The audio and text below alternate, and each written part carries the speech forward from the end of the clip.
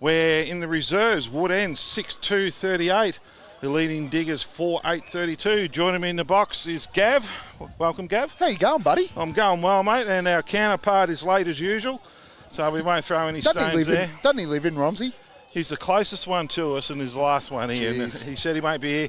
Got some car trouble, apparently. That's a feeble excuse that he slept in, I'm sure. But we got the netball going on behind us, 16-19. It looks like... I don't know who home and away is over there, so... No, not away. Isn't that confusing? I'm actually trying to find out myself. I think they don't wear white shorts or have a band home and Riddle's away, is it? Couldn't tell you, mate, but we'll find out. Riddle by 3, I'm going to... When the siren goes, they'll end up hugging each other. We know who won, then that's the main thing. Yeah, that's it. The Hawks, 1 goal up here with 3.5 minutes to go, and the Burrows have got the ball, so... he did play on too. Yeah. So... Today's game, mate, so we've got Wallan and Wood End for the third time in 5 weeks, so they should know each other very, very well. And between them, that's a nice contest down there. So but between them, though, there's only been probably 14 points in the whole thing between all the games, so it's been super close. We get Wallan, who's coming off an extra time loss last week, which is no disgrace in that because they played fantastic football. And Wood End themselves had a terrific win over Romsey. So this should be an absolute cracker. For the loser, that's it for the year. And for the winner, they get a berth next Sunday. Well, that's it. And we're into prelim final week, mate. We've got a little bit of sunshine out here. It is cold out at Romsey. So any of you that are heading up, it's there's a little bit of chill in the air. But the sun's out, a little bit of breeze, and a decent day for footy for both sides. The seconds players are fair having a crack here. Yeah, well, gold the difference, 2.5 minutes to go. So while we're on it Wood End today will be playing with a little bit of extra pep. You would not that they need it because it's a preliminary final, but they've had a bit of a tragic week at the club. So our condolences to both the Duff family and the Hewitt family, who have to lose one's bad, to lose two is horrendous. So the club's in a bit of mourning, and so it'll be really interesting to see how they respond. They're going to come out full of venom, or they're going to come out and be flat ass. So. But preliminary final day, there's no excuses. There's no next week. Yeah, well, I think we saw a little bit of flat in the first half last week against the Redbacks, and they were great in the second half. But they can't afford to do that today. No, they can't.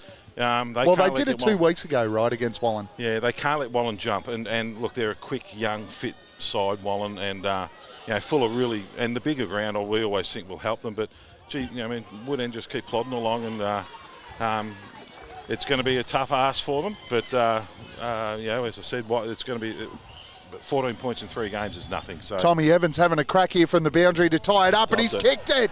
We're on track for extra time here, mate. Only a minute 25 left. We could be doing it. We could have a late start to we could be here for a bit longer than we thought we were going to be.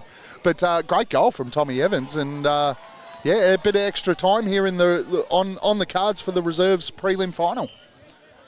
But look, I think there's, again, we're going to see a lot of really great young talent from the Riddle District Footy Netball League out here today. So there has been a couple of changes which we'll run through for you. So for over at Wallan, Braden Burns out of the side and young Alexander Crawford comes in.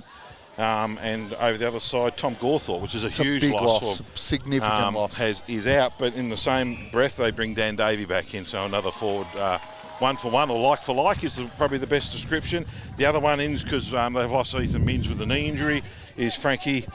They call him Frankie Faz, and that's what we're going to go with today. We're going to go with Faz because his last name's a bit difficult to pronounce, and I know I'll muck it up. So we'll stick with Frankie Faz for today. Well, he's wearing number 22. It's 2 big losses, right? Ethan Minns was fantastic in the first half until he hurt his knee. Yeah, both two significant knee injuries last week. So we've got 12 seconds here. Tom Evans has got the ball on half forward. That should be 50, score. Just quietly. Yeah, very lucky. Evans is going to go long inside forward 50. They need a mark, otherwise we're getting extra time. Yeah, and there we go, extra time. Second one for the final series. Bit of extra time in the prelim. So all the players who are standing out the front ready to run onto the ground have just worked their way back inside. 5 minutes each way now. Yes, so we've got another 10 minutes before this starts. It means we've got to fill another 10 minutes. Fantastic. We might sneak another break in. We might have a little break. So Jordan's getting used to this, walking out in the middle of Romsey ground for an extra time game. This is good. It's plenty of practice now. We should be professionals at the extra time games. But, two massive losses for Woodend. So the other thing too, I mean, we had a lot of rain the last couple of days. The ground is in absolutely beautiful condition. Mint. Yeah, and perfect. There's really not a lot of wind to show favouritism to either side. If anything, it's blowing across the ground a little bit. Yeah, across the ground, sort of towards the scoreboard, I think. Yeah. So maybe a little bit of a favour to the left of screen, but generally it's, pretty much directly across the ground. So, I thought they didn't have a break. Or is there no break in the 5 minutes? They made a blue last time because they did the 2 5 minutes. It was 5 minutes plus time on. And I think it's supposed to be a flat 5, but we'll find out. I'm sure they're getting pretty good at this. So, as I said, so there'll be no break in the middle as the teams will swap straight over when the halftime siren of the extra time blows. And back that they come. So we'll just go through a few of the matchups in this game today, which is going to be really important to them all. So let's start into the centre. You got Toman, who's going to be, and Corey Vianney, who play on each other. Vianney annoys Toman, but Toman last week when he stood up in that second half brought Woodend back into the game. That's the Dan version with the Ben one in the background as well. Well, Ben, I thought Ben last week was absolutely fantastic. Yep. He turned the game for Woodend. And then I was disappointed with Dan last week, to be honest. Even in the second half, so I just don't think he... For a guy who, maybe Thursday night or Friday night will have a Bowen medal maybe hanging around his neck, you would think, I was expecting a little more from him, but his second half last week I thought was really, really good. The big ones in the middle of the ground, where you got Hayden Gill against Tim Martin, two completely different type of ruckman. One's a big plotter around the ground who just wants to make body contact and sit in the hole, and that's Timmy Martin, as we all know. Hayden Gill, number 21 for Wallan, who's a super young player, is super athletic, and will work around the ground and get a lot more football around the ground and hit more contests than what Tim will. But Tim will sit in the hole and be a right pest for Matt Perry, who's going to have nowhere to go with Tim Martin sitting there. So that's really interesting to see what happens with that one. Probably one of the best players in the competition is Brody Gilchrist at the moment. His sweeping role across half back is a dominant, has been one of the most dominant roles we've seen anyone play this year. He gets a heap of the football and is really, really good at it. And on the other side of it, where the pace comes from Woodend to get goals out of it, because everyone thinks they're a little bit slow up forward, and that's probably fair comment too. His young number 17, Ollie Watt, who's a terrific young player, took we think probably mark of the year a couple of weeks ago at Wallan when they last played, or the first time they played in the 5-week cycle. So that'll be interesting. Tatey Pears has got a big job today. Tatey Pears on Matt Perry. So that will be really interesting. Both very smart footballers who have got a couple of years under the belt. They'll be going to battle against each other. Perry likes to work up and then push hard back. And Tate Pears last week was really, really good on Jack Jebwob and did a job on him. So all in all, really, really important that the backeries, they're goal kickers for Wallan as well. So there's we shoot over the other side. We go down to Riley Patterson, who's a really tough in and defender midfielder for the Hawks too. So look, there's winners on every line. This is going to be an absolute cracker. The whole final series has been sensational. Hasn't it what? And no, you're spot on. I think some of the interesting ones today, Ollie Watt was kicked the match winner last week. And he took mark, as I was just saying a couple of minutes ago, mark of the year, we think, against them. This kid's only 16. Yeah, I know. He's a good player. But he's got the ability to light up that Woodend forward line. Yep. And last week, apart from that winning game, that winning goal, it was... So when Minns was on the ground, they actually... Minns would normally play that hard-running, fast forward. Now Ollie Watts at 16 years old, and his speed is electric. So he's got a bit more room out on this ground here too. I think a couple of the keys for the Wallan side, if you look at guys like Jake Laley and Angelo Sidham, just a little bit. They've got the bigger bodies, especially up forward. So my biggest worry for Wallan is their forward line. Okay. And I'll be open and honest and say, Matty Perry, they're not the tallest forward line. No, they're not. Floating around. They do rely a lot of the ball coming out the back, and they rely on midfielders kicking goals. So it's going to be really, really interesting to see how that works. Where you go to the other side over to Woodend, and Dan Davey coming back this week after a little trip over to Perth last week. He's going to have a really, really big, important role to play. So, interesting. Going to be an absolute cracker, this one. Yeah, it should be, and I'll be interested to see the matchups inside Wallan's forward 50. Does Pears go to Perry? I think so. Yeah. I mean, they're both. This is going to sound absolutely terrible, but they're both long in the tooth a little bit, and they're both super smart footballers, and they will probably nullify each other out. Perry's super dangerous when he works up and then works back. Take pairs. You don't play league football and a key defender at Essendon and that without a lot of skill. So he's obviously a very skillful, very smart footballer, and he'll work out how Perry plays. And the other one very important for him too is Angus Love off half back. He's a tremendous young and carries the ball beautifully. Yeah, good mover, runs really well, and is a real attacking option off their half-back line. They've a very good back line, Wallan have got. Langbourne's very good for them down there, to a very good forward line. And they do have, Dan Davies going to be hard to stop today. They get, it's a big loss having Gawthorpe out. Davies going to have a lot of pressure on him. He's going to have to be the hit up forward for him. Did really well here 2 weeks ago. Last time these two sides played was nearly the difference. Woodend cannot afford to give Wallan a start. They've been giving teams, coming in 2 or 3 goals down half time. They can't afford to do this today because there's no next week, and Wallan won't let them fight back in the second half like they have been. And we've seen that goal to Digger's Rest, or he's missed. No, he's missed. So 2 points the difference here for the Borough. We've seen that over the last couple of weeks of the finals, right? Woodend have fallen behind and then tried to catch up. Yep. They just can't afford to do that against a side with the experience of Wallan as well. Mannix at centre half back, the captain. He's basically a coach on the ground.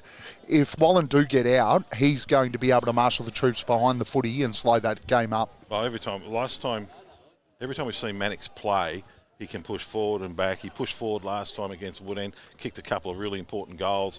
He sits down in the hole in defence, so really important. I mean, he leads by example, and that's why he's the captain. And they're in a good spot, Wallan. I mean, let's be honest here at the moment. Their performance last week was nothing short of sensational in the game that went into extra time here. So really looking forward to seeing this one. Young Alexander Crawford also, he's come into the side today. He's got a role to play. And that'll be he's a really good hard midfielder, puts a lot of pressure in the forward line as well. So Alexander's a good, but Vianney is the key. Number 6, he's probably the midfield. The midfields are the key, right? We spoke about it last week with the Woodend Romsey game. It is going to be who can get that ascendancy through the middle of the ground. I'd expect that Martin dominates the ruck contest against Gill just from sheer size.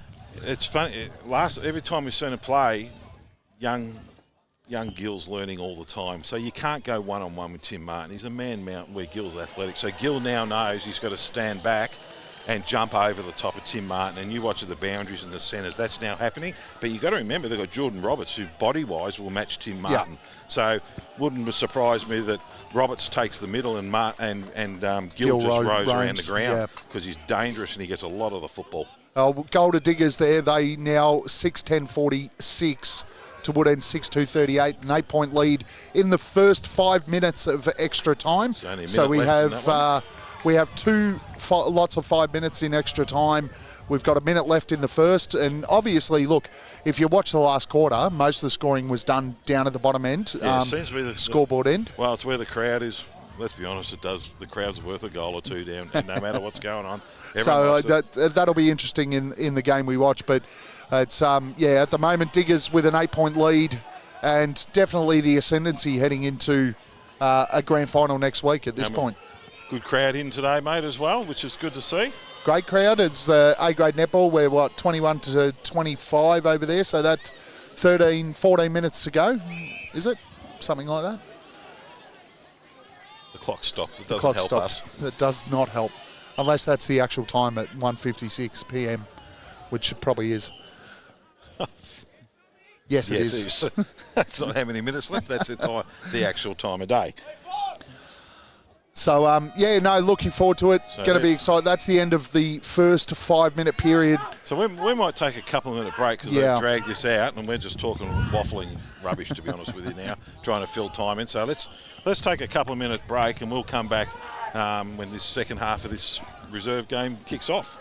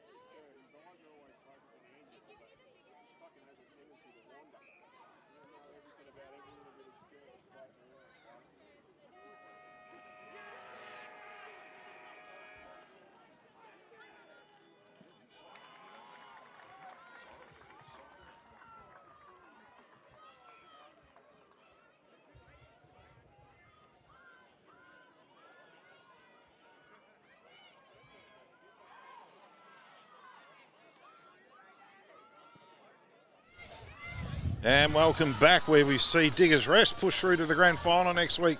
6-11-47, would end 6-2-38. So the Hawks are, and we welcome Tony, who looks a bit dishevelled and a bit flustered, so we'll let him take a breath and get things sorted out before we went. So Diggers Rest next week will play Wallan in the reserves grand final. Rematch of last week. Will be, and yeah, for an interesting. So to the umpires today, I've got them here. So we always thank the umpires. So Josh Wilson, Alexander Bond and Joel Wood are doing the field. Boundary umpires, Ryan Monahan, Charlie Hines, Cody McLaughlin and Steph Cornish. And the goal umpires, wow, we're blessed today. Adam Isley. The man, the goat of goal umpires in the RDFL.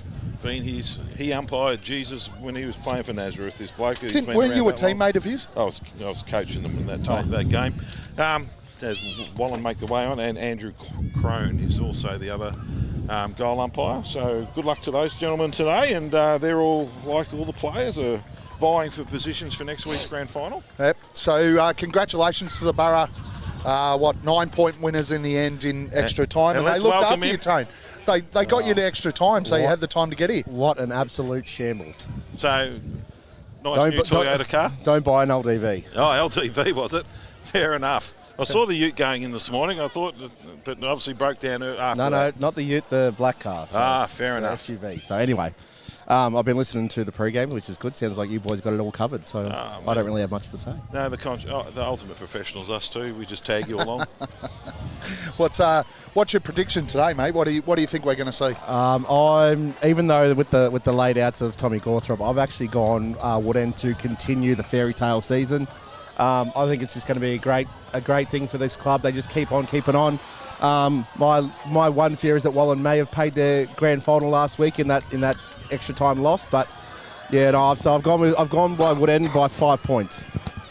No, fair call. I've tipped Woodend as well, but I'm the kiss of death. But I got them right last week, so I might be on the improve. I'm going the other way. I didn't. I tipped Wallan. I take that back. I think Wallan gets this one done by 4 goals. Yeah, look, Wallan were good. I mean, extra time last week, they were good. So, look, I think the losses of Minns and Gawthorpe are just, they're significant losses for the Woodend team. Davey balances out the Gawthorpe one, but Minns, yes, absolutely huge loss. So for me, it's just, I think the Magpies are well positioned here. They were great last week from everything I saw, and I think they're well positioned to take it through next week and meet the Borough in that grand final. Absolutely, and that's next Sunday, everybody. So we're not on Saturday. Back here. Sunday and it's supposed to be an absolutely cracking weather-wise weekend in the mid-20s, but that's everywhere else. Romsey's probably going to be about 9 degrees and windy. So given the twos have just finished, not biting today, mate. Given the twos have just finished, Diggers play Wallan next week in the grand final in the twos. Who do we think gets up there? Because that was one in the last kick last week, so going to be another very close game. Yeah, there you go. Well, I think Diggers have been the top team all year, right? A lot of it will depend on what happens to the senior game. I was going to say, this is, my prediction will depend on whether or not Wallan gets through as well. Because Diggers will be a genuine second side because they've got the seniors in. If Wallan lose today, I don't know how many of those players will be able to come back, but there's always 1 or 2 extras they can throw them, which will strengthen them, which will probably give them the advantage, I would say. And a week off doesn't hurt. But talking to the Diggers boys today, they're all hemorrhaging that week off. They were rusty and took a while to get going. So when you're and they've had another week off, so Wallan are in the same boat. So that'll be really interesting. So look, what's the weather going to do today? It looks the grey clouds have just rocked up as I've arrived, so it suits my mood. Yeah. We've noticed you're a bit on the quiet side of the moment. You've got to get into it, mate. You paid for your commentary and you paid for your golden tonsils. Who gets paid for this? You get paid. Oh, come on. You know the rules. Look, I woke up this morning. It was bright sunshine, beautiful. It was 14 degrees, about 10 a.m. And then I've just driven back from West Meadows, and it's dark, gloomy, and dropped about 3 degrees. That's because you're in the tow truck. I couldn't imagine that it's going to get any better today. No, I think we're at about the best we're going to be all day today. I don't think the rain's going to come, but I think it's going to be gloomy and windy. So that wind's certainly switching. That wind's certainly switching to the left of screen now. We can feel that. It's probably shifted from the scoreboard maybe to the white Land Cruiser in the pocket now. About that, yeah. Towards the Bowen end, which is good. So we don't know. We call that the town end. Left of screen to everybody. And to those who said it wasn't about to rain, if you turn around and have a look, it's starting to spit down a bit of rain. And over on the A-grade netball. A bit of a spit shower. We're not sure who's what here. No, I've worked it out. Over on the A-grade netball, Macedon leads Riddle by 6. And it's saying first quarter, but no. I'm pretty sure it's not the first quarter. That's not the time, and that's the actual time of day. That's the time of day, not the time. We've learnt that today. If we take anything out of it, we've learnt that. And not to buy an LDV. We've all apparently also learned that. And our next sponsors next year are LDV. We forgot to tell you, everyone, that's happening. Yeah, good luck to Naomi a car. So, like you guys ran through it all. Look, it's going to be the battle of midfields. I think you said it, Gav. I'm really excited to see if Jake Laley does get the tagging role. He had it a few times towards the end of the season, and then probably the Riddle game, was it, Paul, the last time we seen where Tarkson gave him... It's not the only person he's done it to, Tarkson, but probably the last time we've seen Laley actually have a lockdown defensive role in midfield, but then he went forward over the last couple of weeks and is quite active in there as a defensive forward as well. So this is the last opportunity we're going to get before we come up there. We've got a Bowen medal on Thursday night. Who's your prediction? What's this to be Romsey player? No. Is it this Thursday or the Thursday after? Thursday after grand final Eve. Eve. Yeah. So the 28th. Oh, right. Yeah. So we'll be around for that then. Yeah. I'm flying out to Noosa tonight just to rub that into you guys. Oh, nice. Yeah, get some good weather. So it's not this Thursday. No. So it's not RDFL. It's not RDFL Grand Final week. It's AFL Grand Final week. I really do hope it pisses down in Noosa for the next week. God, you are a nasty bloke. I definitely don't think it's going to be a Romsey player. I think Nath Raymond will poll very well, but I think it'll be a top 5 finish. But I've gone Dan Tomer, which is your choice as well. Is it? You've told me all year. You've told me that. Dan Tomer, I wouldn't think was related to the amount of times you pumped him out. Anytime you want. I think Timmy Martin and Dan Tomer will be fighting each other 3 votes. That's going to be the problem. So if you're Dylan Tarkson... I'm on Dylan Tarkson. Oh, I'd love to see Dylan. Give me Dylan Tarkson. One of the bad boys. I think the umpires love him. Well, they don't love him, but he's been a good boy this year. So let's hope... I think Dylan's probably the best player in the competition. If you want to go the best, Varys could be a questionable part. But he's been really good this year, and... I'd like to see Dylan win it. Tell you who will poll well is Vianney for Wallan. He'll poll very, very well. And if they're really keen, Brody Gilchrist across half back. But in the last 3 weeks, he's really stood up. Yeah, Stevie Boyle will take a few votes as well for Wallan, I'd say. So that's going to be the problem with the top teams, that they'll be vote getters, whereas Dylan's probably not fighting a whole lot of consistent vote getters. There'll be different players polling well. Betty said played a few games. Sonnigan played some good games. Hayden Ross played some good games, but consistently... Diggers, we've written off the Diggers player. They're on top of the ladder with 1 loss. No, I just think they're too even. I think Caruana, Jacob Hickey, I think Mark Orr will take some votes as well. Yeah. He was great around the ruck. Mitchy Days had some big bags, so he'll take some votes. Calvarezzi off half back.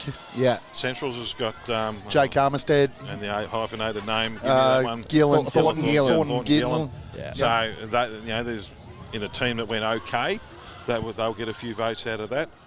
The Rumsey boys, I think Purcell will poll well because he's blonde. Very, very well. What about the other one? I saw the list of Rising Gun nominations this week. Just off the back of the discussion we had last week where you said that Darcy Lockett is the best young player in the league. Is he your tip for the Rising Gun? Yeah. To me, it's either Darcy, who I think should win it, but the only one I think that could possibly be would be Lockie Tarkson. I'm completely different Riddle player for me. And that's based off the games that I've only seen in the second half of the year. Jesse Horton is the best young player I've seen in this competition over the games I've seen. Finals last 2 weeks ago. He's been phenomenal. Darcy, I think Lockins is really exciting and can do anything. But for consistency and the ability to win the footy and his ball use and everything else, this kid has 20, 25 touches a game and hits a target 80% of the time. Jesse Horton plays off the half-back line. Yeah, and dominates. Yeah, half-back. Yeah, you don't man up on anyone. Do you want to know Darcy Lockett plays half-forward, has to win the ball. Half-back's a new attacking position. Did you just say you don't man up on anyone? On the half-back line? Yes. Right. You watch Brody Gilchrist today. He just plays his own game. That's very true. Yeah, I'm sure he's still accountable for somebody. They're not all Brody Gilchrist. They're not all Jesse. Anyway, we can all agree to disagree. That's fine. That's just tread warily. I know. I've upset the Romsey piece. And all he needs everything happens in threes for the Saints to get rolled tonight, and he's in big trouble tomorrow. When was the last time Essendon won a final? Oh, here we go. I've lost 3 grand finals and drawn one in that time frame. All right. I haven't won one, but I've lost them. Fair point taken. And I know that's a fair point. And you must have really enjoyed your one premiership you've won. I've watched it multiple times. 66 was a good year. And you've won 2 AFL premierships, the rest of the VFL, is that 16, right? mate. No, VFL. You weren't VFL. even a twinkle in the old man's eye at that era, mate. No. That's all right. I've still seen it many times. Okay, so reality. another one for you guys here. Give me one key from each team that you think is the key to today's game. I'm going to go a little bit left field. I'm a massive Corey Vianney fan, but I'm going to go with Jacob Langborn up forward. In the game, we watched him versus Wallan at Wallan 5 weeks ago, whatever it was. He come out in the third quarter and went bang, bang, bang, and just really turned the tide back towards Wallan. And I think having a forward like that has the athletic ability that Perry used to have, it doesn't have so much anymore, that he provides a different headache for the Woodend backline. And what about Woodend? For me, I'm going to stick with my favourite, Kyle Baker. In an under-contested beast. Well, I'm of the opinion if Ollie Watt's got 3 goals on the board, they're going to win the game, because that means he's been super dominant down forward like we saw last week, because that's the speed factor for Wallan. For Woodend, to shoot over to Wallan, sit him. So if Sidham's, because he's a hit-up player, if Sidham's got 3 or 4 goals as well, that will make Wallan a firing, and they should be winning. And we're almost about to start, so I'll do mine quickly. I'm with you. I think Sidham is the key for Wallan. If he can get 2 or 3 today, it makes a big difference. For the Hawks, I'm going to go with the biggest X factor for them, and that's Josh Pound. Last week he was disappointing. In the first half of the week before, he was really disappointing. He needs to have an impact for 4 quarters today. Well, when he went up high on the ground, he certainly made a big impact for them. So they got to get off to a good start. So Wallan are kicking left of screen, town end. I will back you both up and say Angelo Sidham. His vertical leap that we've seen over the last few weeks here is just, for someone that doesn't look like he can get up and down, he's great in their forward ruck work. So interesting start too. So in the middle of the ground, they're gone for Roberts. Yeah, I was just about to say that was a good call for you. I reckon they're just looking to use Roberts to bash into Martin a little bit. I'm actually trying to find where Gill's gone. Gill's down there forward and Stapleton. Michael Stapleton sitting on him. So I think you that was a good call from you, PT. All right. Umpire Wood's got the ball in the middle of the ground, throws it up. Roberts, Martin taps it down. All players pile on the bottom of the pack, and we're going to get a ball up. And that's Shawnee Morris, who's going to be the last one up off the ground, and we're going to throw it up and start all over again. Who's got a nice big bandage above his eye where he got cut last week. Riley Gilchrist on Dan Toman. Big interesting ruckman, watch. Roberts taps it forward. It's a sprint out wide. Morris is trying to chase out there for the Hawks as Patterson dives on top of it. Picked up by the Hawks out there, thrown out the back with a quick handball. Langborn picks it up. Well tackled on the bottom of the pack, and the umpire, Joel Wood's going to come up and we're going to bowl it up again. Your famous Romsey Dental sign as well, Paul? Yes, most underutilised business in town. I could say that. Oh, my God. Martin punches it forward. Out to Arcieri, and the ball's going to run out of bounds, and I'll throw it over to you. Tone, off you go. Jack Arcieri has been manned up by Owen Fowler today. I reckon that's going to be a really big job. Owen Fowler's really good with closing speed, and Jack Arcieri, he was a huge thorn in Romsey's side last week, so that'll be good. Martin and Roberts to go at it. Martin wins that one down, straight back to the boundary. We'll have another throw in. This is typical of all the games start. We're going to have about a lot of contested footy early on until it opens up. There's going to be a bit of push and shove and a bit of fun. We could see that already coming out, but ball's going to come back in. Rucks will go at it. Roberts wins it down. A little bit of a scrap in there again. Going to try and fire it out. It's tackled, wrapped up straight away is Gilchrist.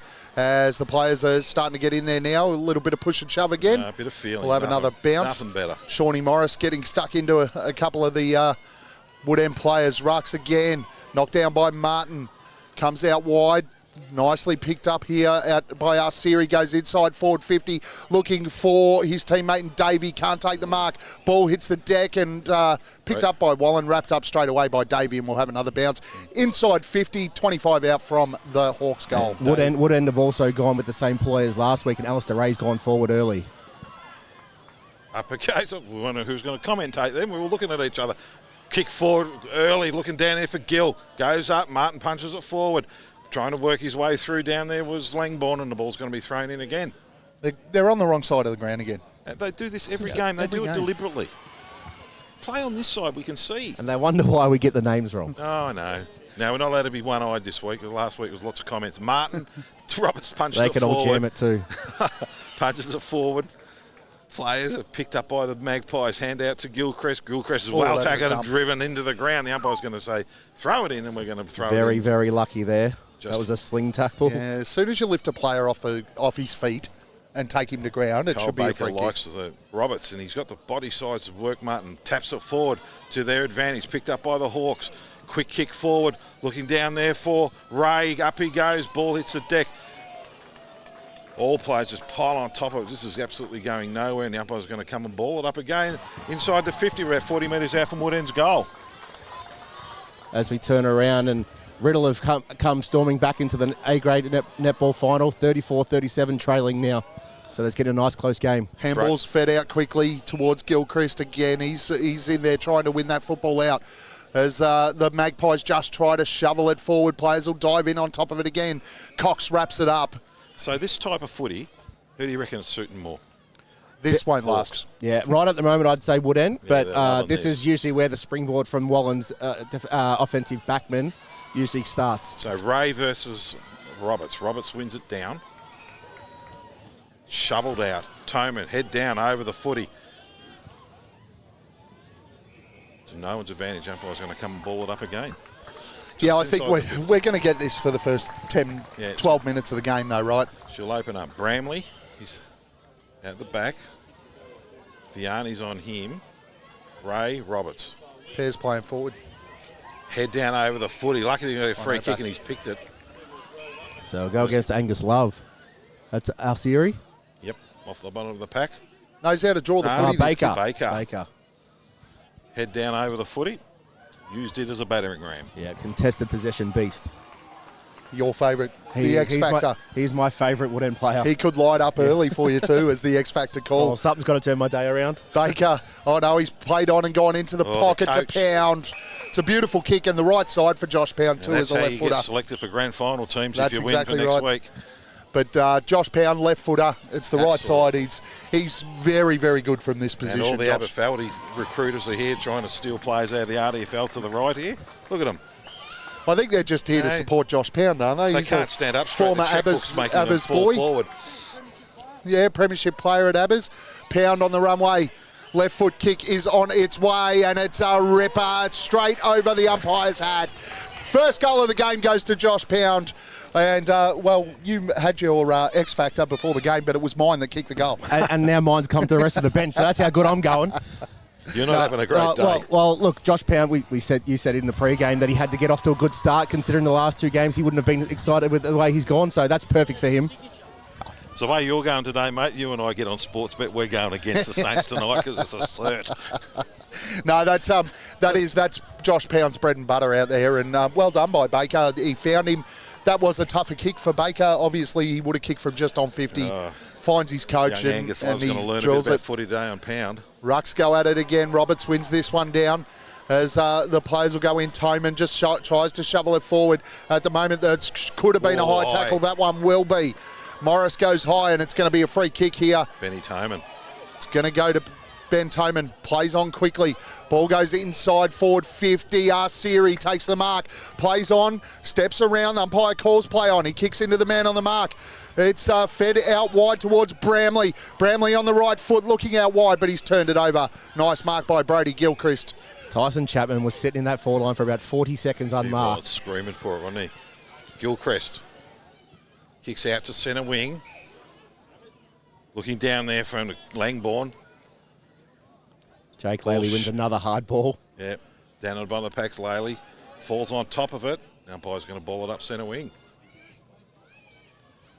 So at the moment, Woodend dominating possession of the game. Wallan just can't get it past the centre of the ground. No. Up it goes again. Martin's in front. Taps it over the back of his head. On the bottom of the pack is Laley. Kicked along the ground. We're going to have another throw in front of the Rumsey Dental sign, who should give me free dentistry the way I've been promoting their company lately. Oh, I don't know if you've been promoting them. You've been mentioning them. I don't know if you've been promoting them. Mentioning them is promoting them. Rucks will go at it again.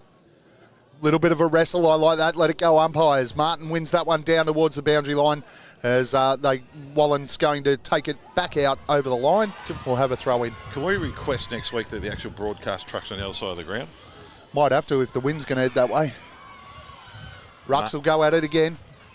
Martin wins that one down again. Front and centre. Good tackle in there, but the ball's shoveled forward towards Pound. He gives the handball off towards Bramley. He can't pick it up. Players will dive in on top of it again. We'll have another bounce as your man Baker comes back. Yeah, ready for another inside 50 bullet. You watch. Up it goes again. Martin, stop hitting me. No, Martin taps it forward. Oh, Langbourne's had his head pulled off and he's going to get a free kick. Always. That's Owen Fowler, sorry. Always good with the blonde locks and the white boots. Kicks out looking for Gill. First touch of the day. Gilchrist picks it up. It's in the middle. It's a poor kick and Arsery takes the mark. Tyson Chapman. Sorry. Yep, Tyson Chapman. Far side of the ground, looking for a switch. Not a lot happening. He's going to play down the line. Plays on. Pops it up high. Looking for a marking contest and kicks it straight about out of bounds on the full. Yeah, just not a lot of movement forward of the footy there. No, nothing. They haven't even got into the. Haven't got inside the 50 yet, have they? We should keep inside 50s. It'd be nice if we could be bothered keeping the stats. Yeah. Premier Data do all that for us. Yeah, that's right. Yeah, we get them after the game. Yeah, only if I've got an apprentice here. We should get him working. Yeah, that'd be a good one. Definitely for next week, I reckon. As the kick goes down towards half forward, Gills in the contest. Big fly, can't take the mark. It's over the back from Muldoon. Goes inside forward 50. Magpies leading the race. Left foot kick towards goal, and he's kicked it. There's the first one of the day against the flow for the Magpies. Michael Backery. As Michael Backery hits the scoreboard, and we're 1 goal apiece between Woodend and Wallan here at Romsey Park. Yeah, look, there was nothing pretty about that play. They just kept pushing the ball forward, which is not what we're used to seeing from Wallan. Usually it's really nice set-up plays, but here comes your X factor. Angelo Sidham comes right on. To the back line, yeah, he's vertical leap. You watch, he'll jump on someone's head. Yeah, I want him up there taking speckies and kicking goals. And the other X factor, Very quiet PT's crowd gone. today, isn't it? At the moment, mate, it doesn't pep up until after half-time, and they're 7 beers deep. Ollie Watt's going deep too. Over at the netball, it is Macedon by 3 in the last quarter. Roberts taps it down for the Magpies. Picked up by Bramley, who's well tackled, and Toman, who's on the bottom of the pack, and we're going to get another ball up right on top of the cricket pitch in the middle of the ground. So Wallan, one straight, Woodend, one straight. We played nearly 10 minutes in the first quarter. Dan Toman's come off, but Riley Gilchrist has stayed on and gone forward. Martin taps it down. Wiseman's chasing out there, picks it up for the Hawks. Handball's over the top to Bramley. Hawks trying to bring it out through Patterson. Ball dragged on Sidham. Oh, he's gone high and the ball's hit the deck. They're going to wrap it all up and the umpire's going to come and throw it up right in front of the Romsey Dental sign again. Promoting. That's what we're doing. Umpire Wood. Free advertisements here for Romsey Dental. I need a tooth filling bad. Up it goes. Roberts taps it forward. Bramley's going to be first for the Hawks. Head down over the footy. Well tackled by Sidham. The umpire's going to come in. We're going to ball it all up again.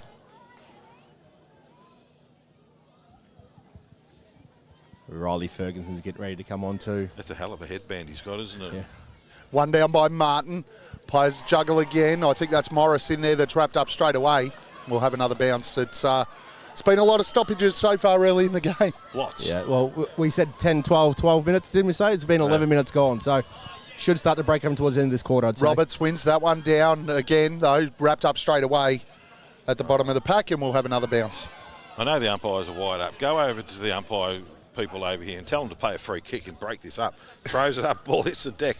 Martin's wrapped up in a tackle by Big Roberts, and we're going to have another throw up. We've gone absolutely nowhere. So we're at half forward for the Hawks. As with 1 goal each, and we played nearly 11.5 minutes. Rucks go at it again, knocked down by Roberts, trying to clear a little bit of space. Off the ground by Laley towards the wing. And they'll knock that out of bounds, and we'll have a throw in as the arm wrestle continues. It is. It's just there's nothing exciting about it at the moment. It's just stoppage after stoppage, which is good. Dan Toman ready to come back on too. It'll be interesting to see if Riley Gilchrist goes back to and continues that tag. Had over the shoulder, punched forward, picked up down there. I think it's by Wiseman, and the ball's going to be thrown in again. So Martin and Roberts, it's interesting. It's been a really, at the moment, really they're tough the only tussle. two playing the game, really. Yeah, it is. Up they go again. Roberts works in front, and Martin taps down. No one's advantage over his Toman, and the ball's wrapped up in a free kick. No, it's not getting him mixed up. Tyson Chapman, that's twice I've given it away. Chapman kicks down looking for Big Ray. Sidham punches it high. You did say he'd get up there. That's the Toman we're looking for. Ray pops on his boot. Now it's a race. Love versus Patterson. and the ball's going to go out of bounds. But they're in the forward 50 in the pocket, Wood End's end. And with the game being played on the complete opposite side, neither team can make their rotations here. No. So Big Roberts, he'll be going up against Davey. Davey wins it, taps it down. Over the top is Gilchrist on the bottom of the pack. And we're going to have another ball up about 40 metres, 35 metres out, we'll say, from the Wood End goals. They're in attack, and they've had all the attack and all the play. They just can't get it down there as the Magpies. Up it goes again. Ray taps it down. Out with the Magpies, out through Laley. It's just a real arm wrestle at the moment. Kicked along the ground by Love. Martin bends over. It's a long way down. Picks it up. Handball's out, and it's gone out of bounds, and we're going to get thrown in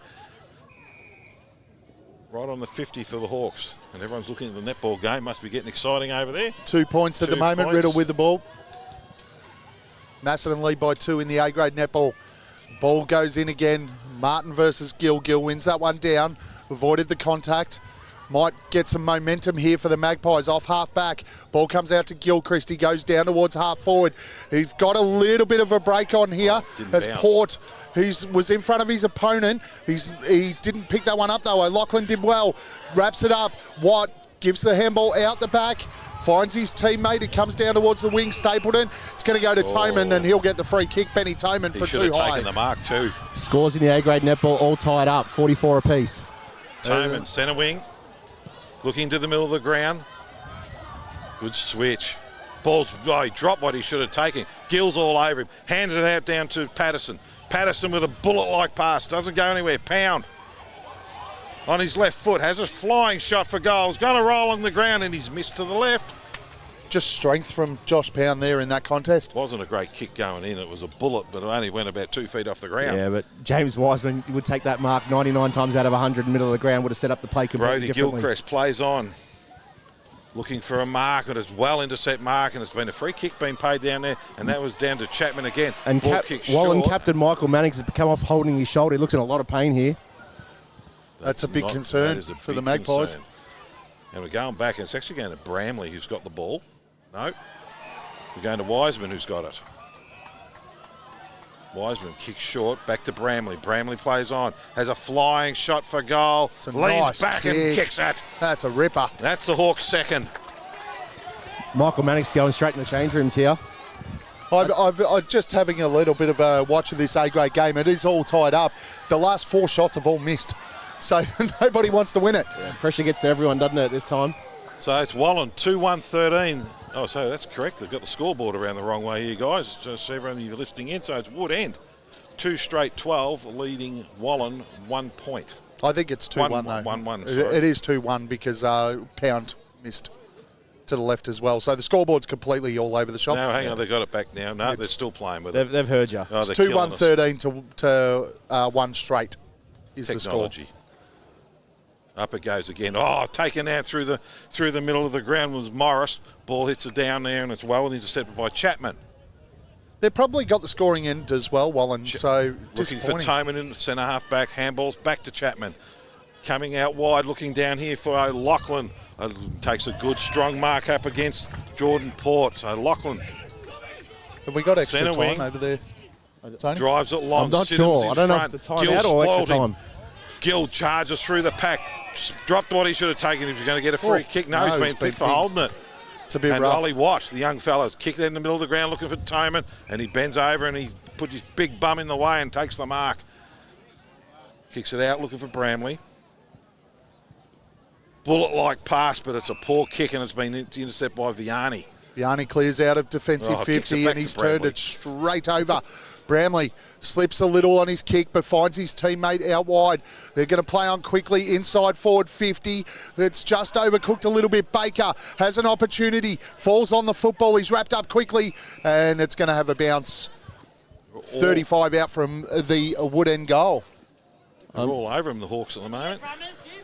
Yeah, controlled the quarter, and I think, well, we sort of said that it's probably to the other end of the ground, the wind, as Gill gets that knockout. There's a quick kick out towards the centre of the ground. It's all Hawks, but they spoil each other.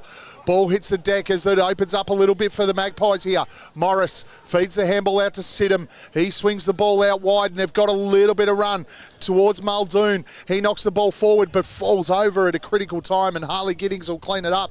Goes over the top, finds a teammate there in Ben Toman. He spins, feeds the football out, comes down towards half forward. Alistair Ray just outbodies his opponent, takes the mark. He's going to play on quickly inside forward 50, looking for Daniel Davey. One-on-one, outbodies opponent. Marks, turns, plays on and misses to the left. We had Ollie Watt running the goal too. 2-14 to 1 straight 6. They just look a little bit flat, the Magpies, don't they? You might be right. And last week might have taken a bit out of them. Yeah, on Wallan's press forward there, Harley Giddings did really, really well to hold position back. It was Matt Perry versus 2, Woodend, and then Harley Giddings just got over it and affected the interception perfectly. So Cox kicks down looking for Love. Ball's handball picked up by the Magpies by Ferguson, driven forward down here by Arsiri. Up high looking for a marking contest. And the umpires picked a free kick, and it's going to Cox for the Magpies.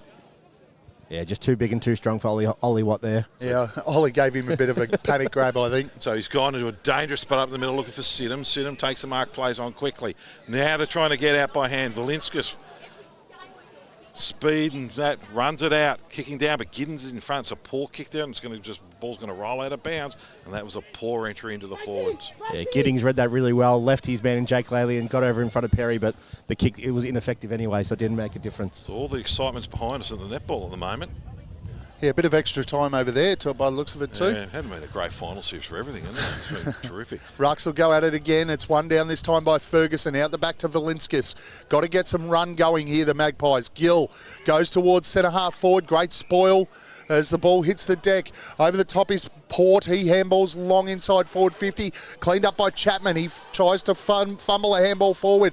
There's a lot of pressure down there in that forward 50. Laley tries to take the tackle on. Handballs over the top to himself. Follows it up. Knocks 2 opponents over as the Hawks are going to bash it through and rush it behind.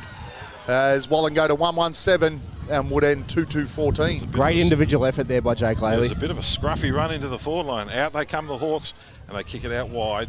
Play on. No one's doing one bounce. Looking up in the middle of the ground, looking for Ferguson, who takes the mark. Plays on. Gets around.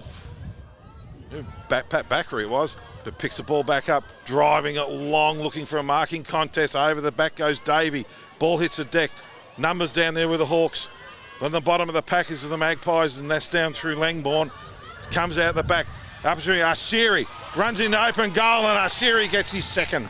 That's Daniel Davies' goal there. His Wallan opponent was lying on the ball. He actually went in, and rather than try to just hold that in and get a free kick, he dragged that ball out, spilled out to Arsiri, and Woodend ends up hitting the scoreboard from it. Well, he does have a little bit to sort of prove after missing last week and not wanting to come back, is the rumour mill. And the rain's starting to come down. Beautiful Romsey weather. Macedon has just hit the lead in the netball after a missed shot from Riddle went up the other end of the court. Arsiri's been a really important player for him this quarter. He's given them a lot of drive. They've got to get some run, the Magpies. They look incredibly flat.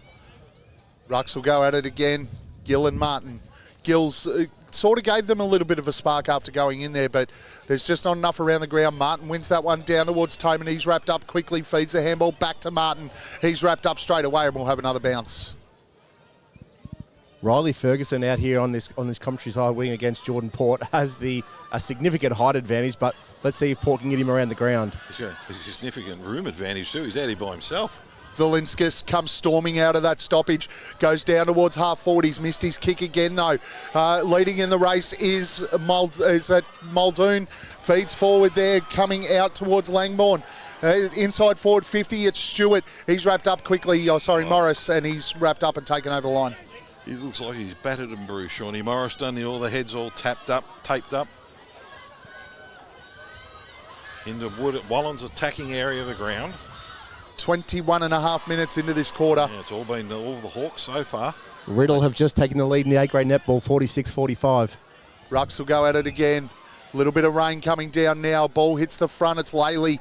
He's trying to storm his way through, but he's wrapped up, and we'll have another bounce. Just Woodend look like they're just taking off from where they finished off last week again. Yeah, full of run work they would end in that second half. Muldoon wins that one down.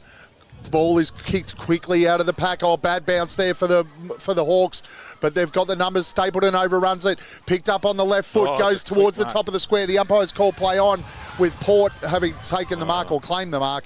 He's wrapped up straight away and we'll have another bounce. So really important. They've got to get a goal here. There couldn't be much time left. 22 minutes gone. They're about 5 metres out from their goal. Umpire throws it up. Martin just takes it out of the ruck, puts on his boot, just kicks it forward along the ground. The umpire's going to pay.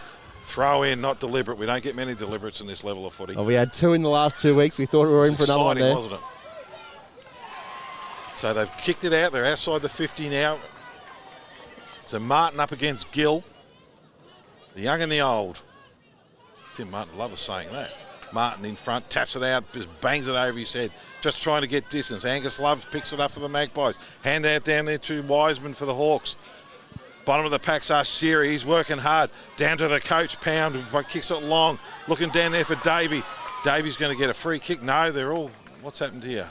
No, it's just been spoiled out of bounds, but there's a bit of complaining going on at the moment, bit of push and shove. Ollie Watts getting stuck into Davey's opponent, who was trying to claim a holding free kick, but that's quarter time. You didn't even hear the siren, did you? Yeah, it's not that. So it's hard to hear, especially with the A-grade netball pretty close behind us. 3-2-20 leading Wallan 1-1-7, and a good start to the Hawks in kicking into what we thought was into the breeze and the non-scoring end as well. Yeah, they had a good one. There's still a bit of push and shove going on over here.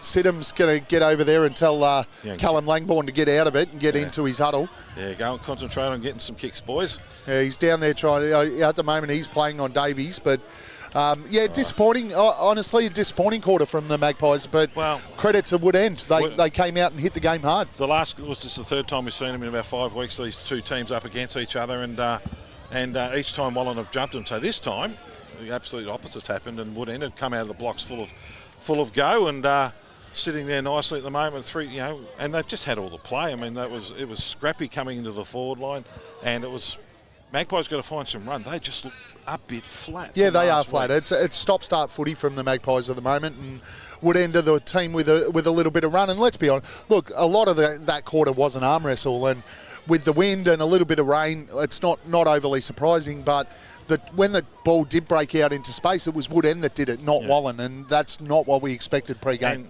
I think we've only called Vianney's name once the quarter. He was well held, or if he was being tagged, we actually weren't watching that. But the midfielders, Siri's been a dominant player. So we'll just quickly go through the goal kickers while we got him. Dean Bramley's got one for the Hawks. Jack Siri's got one, and Josh Pound's got one. That's how you get picked. You always kick it to the coach, mate. We said that earlier on. And for the Magpies, it's Michael Backery who got the goal for them. So and certainly around the ground, and we spoke about it before the game, which midfield can get on top. At the moment, it's Tom Martin putting the Wood End midfield on top. And they're all over him. And look, they're getting...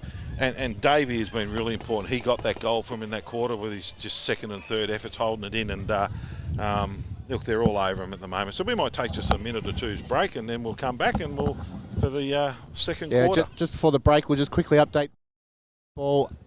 Riddle are leading 48-45 with Macedon having possession inside their attacking third.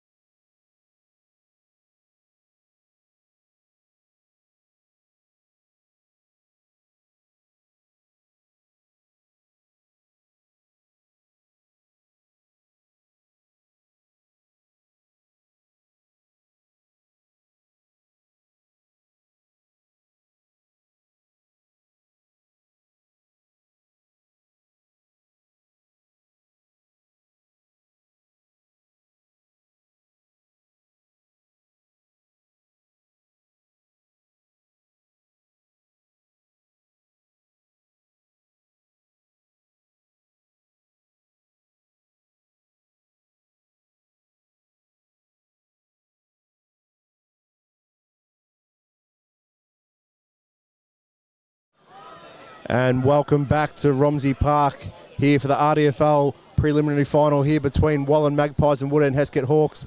Woodend Heskett leading 3-2-20 to Wallan 1-1-7. Gav, you guys summed it up perfectly in the pre-game. What we thought was going to happen, it was a nice contested game. Nothing was really pretty out of really any of those goals. It was all sort of in general play. You called that Dan Davey. Well, sorry, it was Jack Arsieri's goal in that first quarter. That was all from Dan Davey doing the work that you don't normally think from a big man. Usually lay on top and say, let's have a stop and get it on. But he had the wits about him to try and do something different. Yeah, just dragged it out. And that's what Woodend's done. They've done those little dirty's the wrong word, the little hustle plays so far in the first quarter that have made the difference and allowed them to hit the scoreboard. Yeah, look, we got some stats from the last game that these guys played in the qualifying final. Dan Tome was huge on that day, 32 disposals, 12 contested. But then, more importantly, having the foot skills, he had 5 inside 50s, which is just that's a huge thing when you got someone with the skills of Dan Toman setting inside forward 50 that many times. And Chapman was another one, 8 inside 50s for the day. So, those guys setting the ball inside 50 over and over again, it's eventually going to pay off. And hopefully for Woodend and my prediction that their fairy tale season continues, hopefully that continues on for the rest of today. Yeah, it's this Woodend side reminds me of their premiership when they beat Riddle. It would have been their last flag, their last Brendan last Lewis premiership. coaching that a long time ago. This Wallan team has a little bit of that air about them, so should be interesting as the Rucks will go at it again. Roberts jumps high, knocks it down. Morris leads in the race but trips over. Ball's just shoveled forward again, kicked out of the centre of the ground inside forward 50 towards Perry. Big fly, can't take the mark or it's not paid. One or the other. Perry in that contest down there. Gill sweeps in, picks it up, feeds the handball back. Just didn't attack the ball hard enough there, Bakary. Ball feeds out. I think that's Baker again feeds the ball out. Comes out wide towards Ray on the wing, and it's spoiled over the boundary line by Brenton Cox. We'll have a throw in right in front of the commentary box. Thank you, gents. This is the side you need to play. We've only been calling for it for about 10 weeks. So look at umpire Ryan Monaghan here for a massive throw in. Perfect again. Roberts first, Tim Martin. Tim Martin works his way from the back, taps it down, spoil off someone's head. The bounce back comes back. Brody Gilchrist is in there. He's wrapped up by Toman and Martin. Going to be a ball up right inside of the commentary box here. They've just come out a little tiny bit more urgency than the Magpies this start of this quarter. Riley Gilchrist still on Dan Toman here. Martin works his way to the front. Gilchrist gets his hand in there. Sean Morris tackling the ball towards the boundary line. Jams it on the boot. Goes high in towards hacking 50. Stapleton gets it touched down. It's been called from the non-controlling umpire here. And it's going to Hayden Gill against Stapleton. Not sure what was the fall. Oh, he had a handful of jumper. That'll do it. So Yeah. Hayden Gill here. This is right. We're right behind this. He's a big kick of the footy, this and the kid. wind has died right off. So if there was a wind going to the opposite direction, this is the perfect time to have a kick now while there's nothing blowing. He's going to back himself in. Always like to see that from the young fellas. This is Gill. Oh, you mozzed him now, boys. On the runway. Big kick of the footy, this boy. It's going to sink the right into it. It goes across the face, though. It's going to land 10 metres out from the Wallan goal. Big fly. Ball hits the deck, but it's all Woodend on the ground. They're going to get a free kick, and I think that might have even been Benny Toman back there in the back pocket, is it? No? Arsieri gets the free kick. He's a long way from home, Arsieri, isn't he? Might be playing on a wing now. It goes out towards half-back. Grab. Great hands there from the Hawks. Big Wiseman, isn't it? James Wiseman. I will go with that. Wiseman into the middle of the ground, fires Bramley. The switch is on here if he wants to pick it off. Well, Stapleton's out here with a mile in front of Gill's going to try and pick him off. Ball goes into the middle of the ground. Frankie Fazzolari takes it, swings around, goes to the outer side, finds Ray. Ray, the attacking side of centre. Swings around, plays on quickly, sends it high, looking for Dan Davey to jump, but Brody Gilchrist stays in front. Good, well done there by Brody Gilchrist. Ball comes out, Toman's trying to track it down. It's a 2-on-1, and that's a good result there for Woodend. Outnumbered here, it's going to be a ball up right on the 50 in front of the scoreboard. A little bit of push and shove again out there for the boys. So Well, there's ball no up. next week for one of them. You got to stand up and stamp your authority somehow. So Roberts versus Martin, right in front of the scoreboard. Ball goes up. Martin put too strong, pushes it away, gets the handball out to the boundary line. Wrapped up, Brody Gilchrist with a huge tackle, is going too high. And is that it, Bramley? No, Dan Toman. Dan Toman deep in the right forward pocket here for Woodend. Breezy's just starting to pick back up. Surely he's not going to have a shot. Oh, there's been some big finals goals kicked from this pocket. Tim Martin's in the middle, about 40 out. Oh, cool. In comes Toman, just chips it towards the front of goal. Flying from the back was Ray. Ball comes down. They're just jumping on top of it. They haven't been able to rush it through. So it's a dangerous position here for Wallan.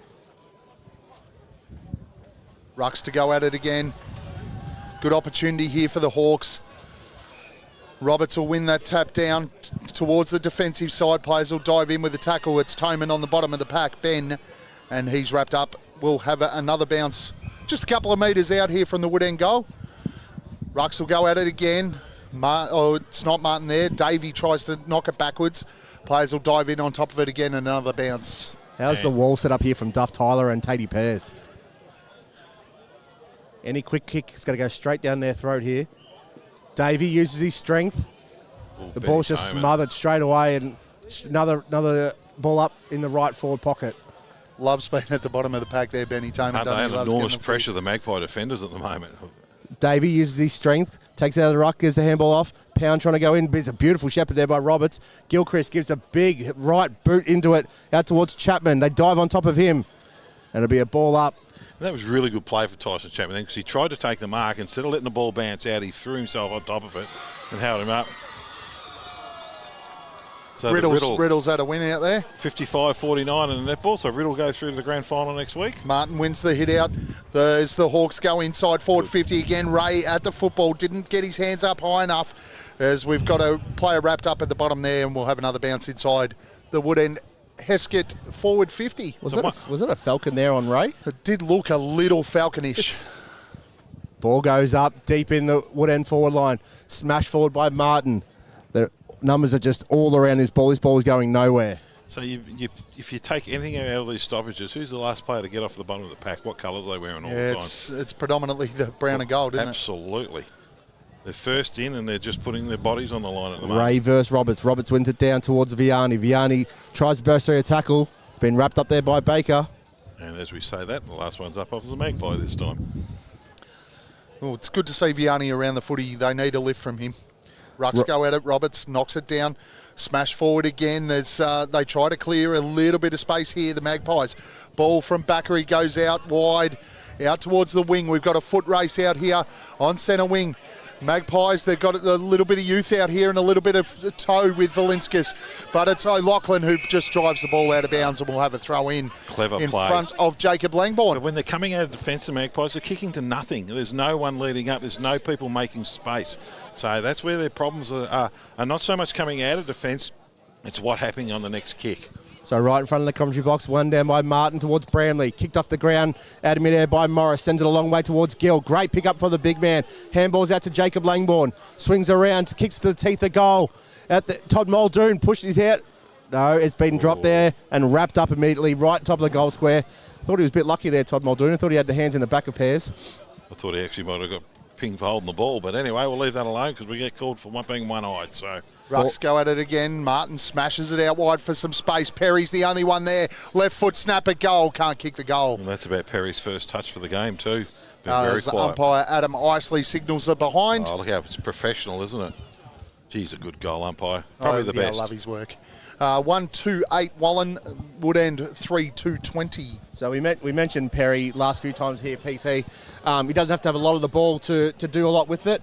Averages 7 disposals a game, but then averages 3.5 goals. So all 5.2 score involvements per game. So what he does do is actually hit the scoreboard effectively. Would end brought the ball out there, run over the boundary line for a throw-in. So I've always been critical of Toman kicking out. Oh, there's Shawnee Morris has just given away a really silly free. And the wood end better be careful as well coming in there. I think that was Tyson Chapman. Yeah, he's trying to milk it back there. He has tried to milk it back. It's gone into Pound at centre-half back.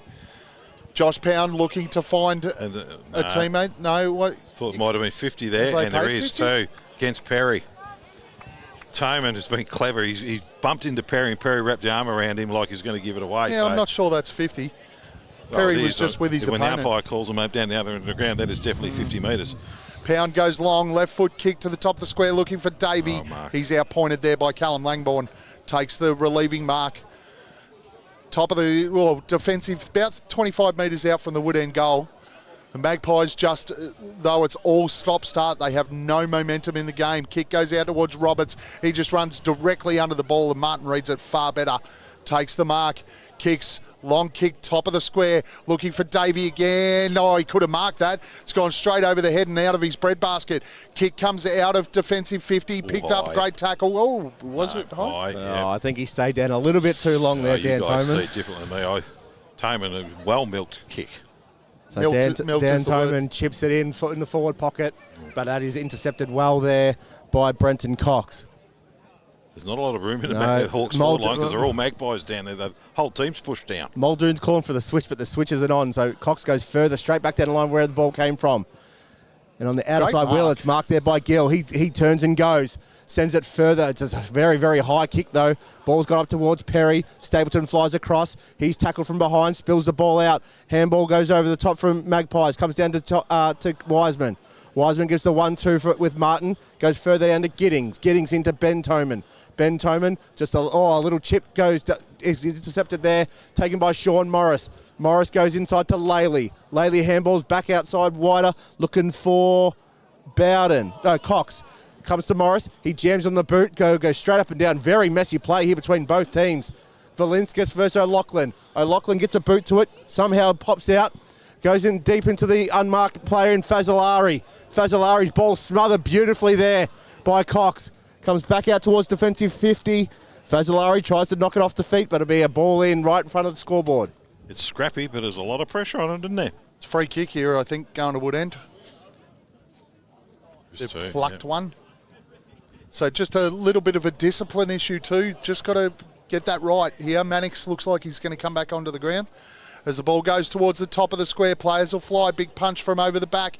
It's all Woodend on the ground, though. Oh, he's fallen to the ground. That's head over the footy, cleared by Gilchrist towards the centre of the ground. Gill flies, takes the mark, turns quickly, pops it over the head of Perry. It's a foot race. Perry and Stapleton. Stapleton and Perry. Perry picks it up nicely onto the left, snap around the body. It bounces, it bounces, it bounces. It's touched on the line. Well done, Marcus Stapleton. Did not give up at all, did he? Jordan Port did as much as he could to shepherd that through. And we probably should go to the video replay for that one because Iceman. He was right in position, beautiful position.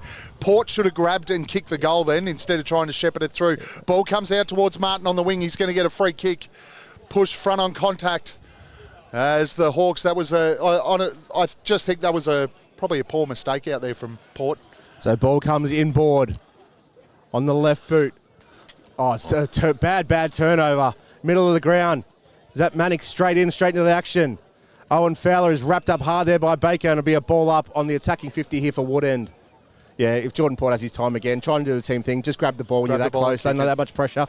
So 11 minutes, we still haven't had a goal this quarter. Ball goes up. That's trying to look after your leading goal kicker, that is. Gill taps it down. Fazzolari runs through. He's dispossessed. Ben Toman gets a handball out. Gill running through the pack, wrapped up hard there by Patterson. That'll be another ball up on the edge of the centre square. So the Hawks' pressure has been enormous. The Magpies, every time they get the ball, they're just getting gang tackled by player. They've got no room to be able to execute, even to try and get space. Ball goes up again.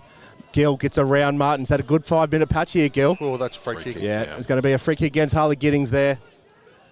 Going to Jake Laley. Jake Laley chips it out. Got Sean Morris. If he wants to go and go, Ollie Watt stands the mark well. Handball comes out to Gilchrist. Poor handball. Bounces nicely. Gilchrist sends it forward. Looking over the top of Vianney. It's a bad kick. Stapleton out the back by himself. Has time. Handball's back towards Ferguson. He goes one-handed. Vianney goes in there. Handball comes out somehow to Perry on the boundary line. Matt Perry on the left boot. Has a flying shot. That's a great goal, Matt Perry. Yeah, really important goal there for Wallan. They just didn't have them. It's against the flow, really. Woodend has controlled the first half of this quarter, but beautiful goal from Perry. Really, really nice work out there from Vianney. The pressure he put on, forced the fumble. They were able to turn the footy over. He then made sure that he got the footy out, gave Perry the opportunity, and Perry, beautiful finish. I don't think Riley Ferguson will want to see the video of going one-handed there, because that's where you really need to put your body behind the ball when you're deep in defence, and they've turned it over. Wasn't ideal. Matt Perry's been put on the ground, but geez, how was his turn of foot coming off the boundary line there, Perry? He liked it. He turned back the clock. It's funny when you're running into open goals, mate. You could win a stalk if you run that hard. Just the hamstrings have got to hold up. That's the problem. So the umpires have got their work to do off the ball here. There's a lot of push and shove. People going down. Ball goes up. Martin gets a tap out down. Could have had a free kick for holding the man, but play on. Oh, pushed over there was Gilchrist. They just be a ball up right outside the centre circles here. So there's only 5 points in it, and they've been outplayed in every part of the ground. They're still well in this game. Oh, well and truly in the game. As the Rucks will go at it again. Gill tries to go over the top, but Martin wins it down. Players will converge. It comes out towards Gilchrist. Hasn't had a lot of impact, but that's beautiful. Out the back to Vianney. Vianney tries to feed the runner. I think that's Langbourne. He's going to go on the right. It's a shocker. He's turned it over to Giddings, although Giddings fumbled the mark. Great tackle down there and pressure from Bowden. He tries to force the turnover. Ferguson, can he make up for the last one? Goes towards the middle of the ground. The Hawks have got a little bit of space, a little bit of momentum. Over the head of Arsieri. Comes out wide now towards Crawford. He feeds the ball around to the wing. Bakary traps. Gets the ball moving forward, goes into the middle of the ground, finds Bowden. Bowden feeds Bakary on the run. Left foot kick inside forward 50. Going to the top of the square. Can he find a teammate? There's a grab. It's going to be a free kick to Jacob Langbourne. 10 metres out directly in front. And now they've got a little bit of pep in their step, haven't they? Michael Bakary's lucky there because he had Jordan Port all by himself, about 30 out on that far side pocket and went for the glory shot, but lucky. Oh, look, the kick just put pressure on the Woodend defence anyway, and when you have that kick going inside forward 50, that's the type of result because defenders panic and they start to grab and give away frees. Pat Bakary's decision to go inboard too also changed that whole momentum. Oh, he's missed it? No, he's kicked it. Round the body though. Pat Bakary here on the commentary wing going straight into the centre half forward changed everything because it gave all his forwards every angle to lead at and then had to move the Wooden defence. Yeah, the square up kick, you're absolutely spot on. So the they're square in up front. kick opened it. Yeah, and look, they've just run. had a bit of momentum and a bit of run over that last couple of minutes, and it's resulted in 2 goals. And the reason being a couple of real little short, smart aleck kicks. Instead of just kicking it out and kicking along like they've been doing to their big forwards, they're trying to do these pretty little chips, and they've turned it over.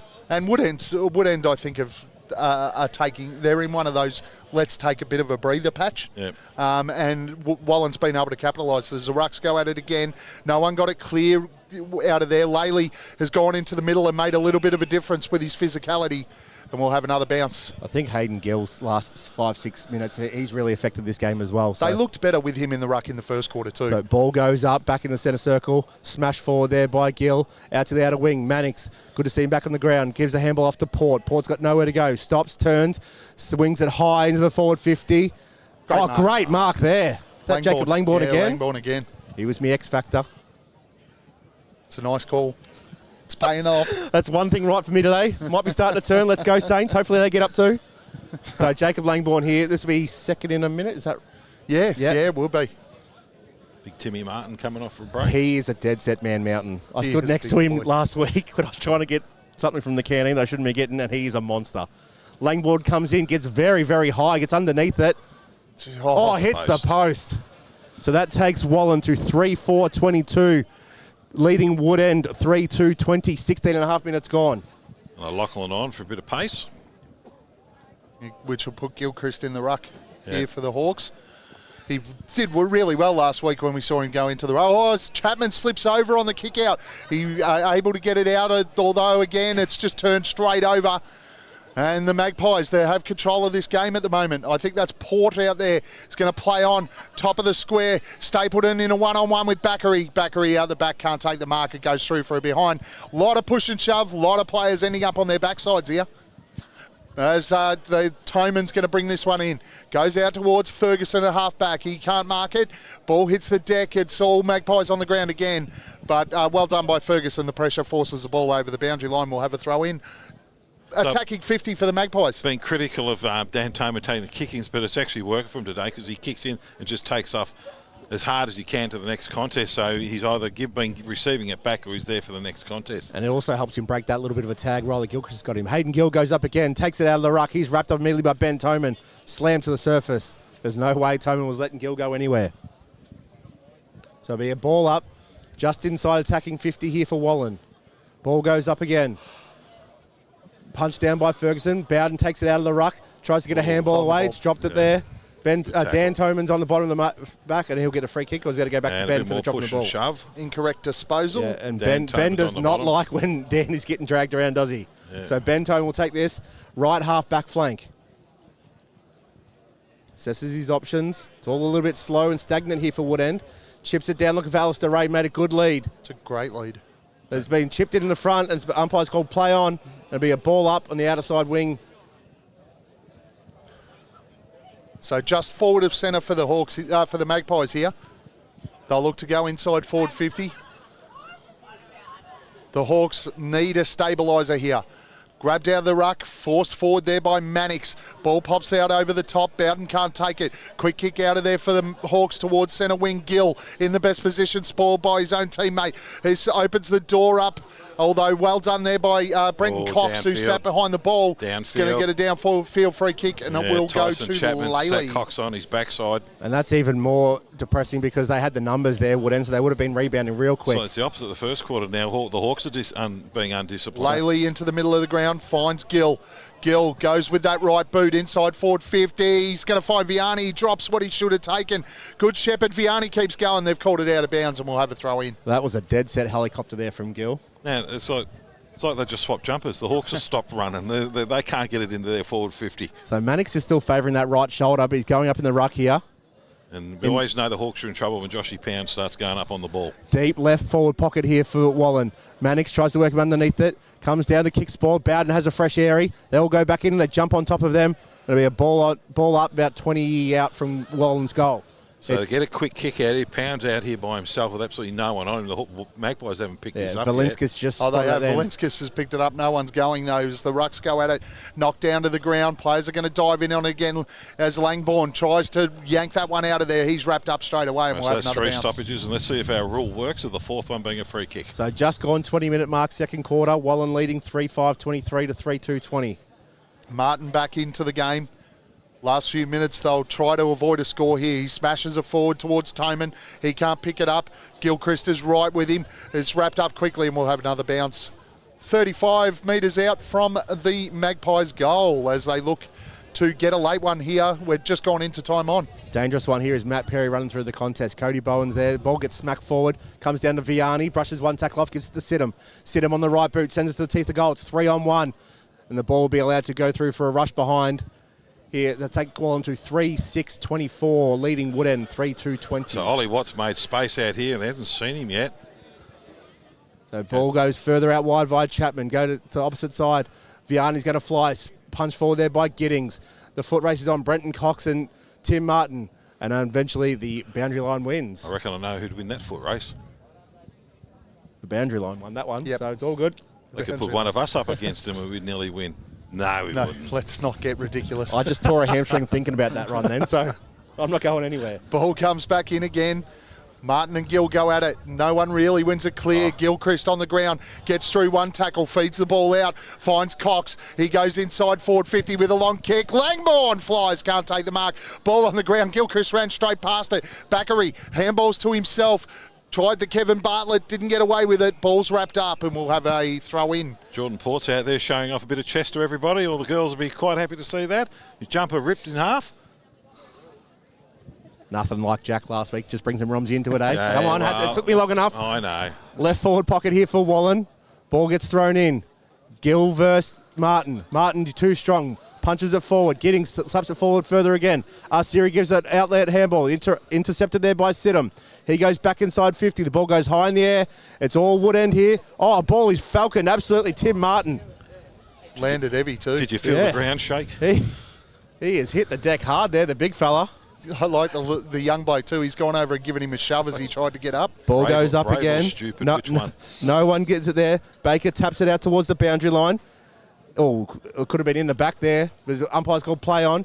Comes down again. Hands out from Pears. Chapman sends it long towards Davies. Pushed him up by a long way. There's no disputing that big fella. That's 50. That's 50. No. He has got it. Surely that's 50. Callum Langbourne, this is. Yeah, no, it's 50. Yeah. Umpire Wood has got the quickest It whistle was in silly. the West. No, that was it was just there's no discipline in that. Like, he shoved the ball into his breadbasket. Cal Langbourne played that perfectly. Sure, they didn't just swap jumpers over at quarter time. They're just doing what each other did in the first quarter. Langbourne's got under his skin. He'll kick this from just inside 50 here. He'll kick it. I don't know much about his goal kicking prowess. He's generally a very, very nice kick goal. He's played on. Handball to Gilchrist. Steps up to the 50. Right foot kick is on its way right to the goal line. Players will fly. Gill knocks it forward. It's Bowen feeds the ball out. Haven't called. Oh, that's a sling tackle. As wrapped up, and we're going to throw it up, but this is going to get out of hand because that should have been a sling tackle. 23 and a half minutes gone. Is going to be, what, 2 goals scored in this quarter? Nothing wrong with a bit of a blue during a final. Because those grand finals. And there is the siren. Oh, the umpire's called a free kick. Doesn't matter anyway. It's to Wood End. Yeah. So it'll be, I don't think the umpires have heard the siren here. Umpire Mousley's running out there to let them know the siren's gone. That's a shocking siren. They really, by next week, they got to do something about it. So half-time here, Wallan leading 3-6-24 to Wood End 3-2-20. Another very, very close final here. Umpires have got to get out of this, get out of the way, because she's going to get a bit nasty in here. And who is shocked that Mason Batten and Jake Laley's in there? Alistair Ray's in there. Well, if you're going to have a blue at half-time, it's not a bad spot for it because no free kicks will be given. But the umpires have got to get out of there at the moment. Jake Laley has run 30 metres to get involved in this push and shove. And that's all it is just push and shove. It's a lot of bit of wasted energy. Gill and Davies going at it right in the middle of this. Release. And it's getting a little bit more heated now. Yeah, Gill and Davies well and truly going at it. Josh Pound's in there. We'll just wait. There's another little separate break off here. Cody Bowen and Matt Perry having a little bit of a chat. Here they go. They're separating out. Whoops. Sean Morris gets thrown out of there and didn't like it at all. All right, so at half-time we have Wallan leading 3-6-24 to 3-2-20. Paul, do you want to run through the goal kickers quickly before we have a break? I would love to do that for you, mate. So Matty Perry's got 1 for the Magpies and Michael Backery's got 2. Over to the Hawks, Dean Bramley's got 1, Jack Arceri's got 1 and Josh Pound. So no goal kickers in that quarter at all for the Hawks. So that's obviously the scoring is to left of screen. The right of screen, and so it's been disappointing. But you could say that was a disappointing quarter for Wood End, who in the first quarter came out with all guns blazing. Yeah, I don't think there's really a scoring end anymore. I think that's sort of disappeared since the twos. It's just about who's controlling the footy and who's playing a better style of footy. Yeah. Wood End controlled it in the first quarter. Wallan controlled it in the second quarter. The challenge for Wallan is they probably didn't make the most of the opportunities that they had in that quarter of footy. Honestly, they look a heck of a lot better football team when Gill's in the ruck. So you got to look at 9 scoring shots to 5, so they've nearly doubled the scoring shots. So it's been in there been down their end of the ground most of that quarter. You're right, they did make most of their opportunities. A lot of them are rushed. But it's a preliminary final. There's pressure everywhere on the ball carrier. So all in all, a really even first half. No one sort of dominating. Fairly, very low scoring. A lot of mistakes, a lot of turnovers, and a lot of stoppages, which just gives an indication of the pressure that's on the game. Just one more on that little push and shove. We know that you guys are big fans of Ollie Watt, 16-year-old. Oh yeah, he's right involved in it. On the way off, giving it the lip as well. So he's done it the whole game. He's the 16-year-old Crofty. He's not. Crofty's here today too. I'll tell him. For someone that's 16, that shows a lot of guts to not back down when it's all push and shove. There's some big boys in there, and he was right involved. So well done. I don't think we've ever seen him take a backward step. But the younger you are, you have no fear. It's when you get older the fear grows into you. The big thing for Wood End at the moment is Tim Martin is absolutely dominant. He's the key right now for the Wood End Hawks. When Gill went in, Wallan looked a lot better in that contest. I hate to say it because he's a big boy and I don't want him to give me a clip later, but Jordan Roberts is a liability at the moment for Wallan. They've really only got, he can go into the ruck. I think he has to be the second option, and if he's in there, he has to be physical and even overly physical, maybe give away a couple. But other than that, his best job's going to be put him in the goal square and kick it on his head. He really needs to smash into Martin, doesn't he? And he's just not doing that. And Gill, as I said, the Magpies look like a far better football side when Gill's in the ruck.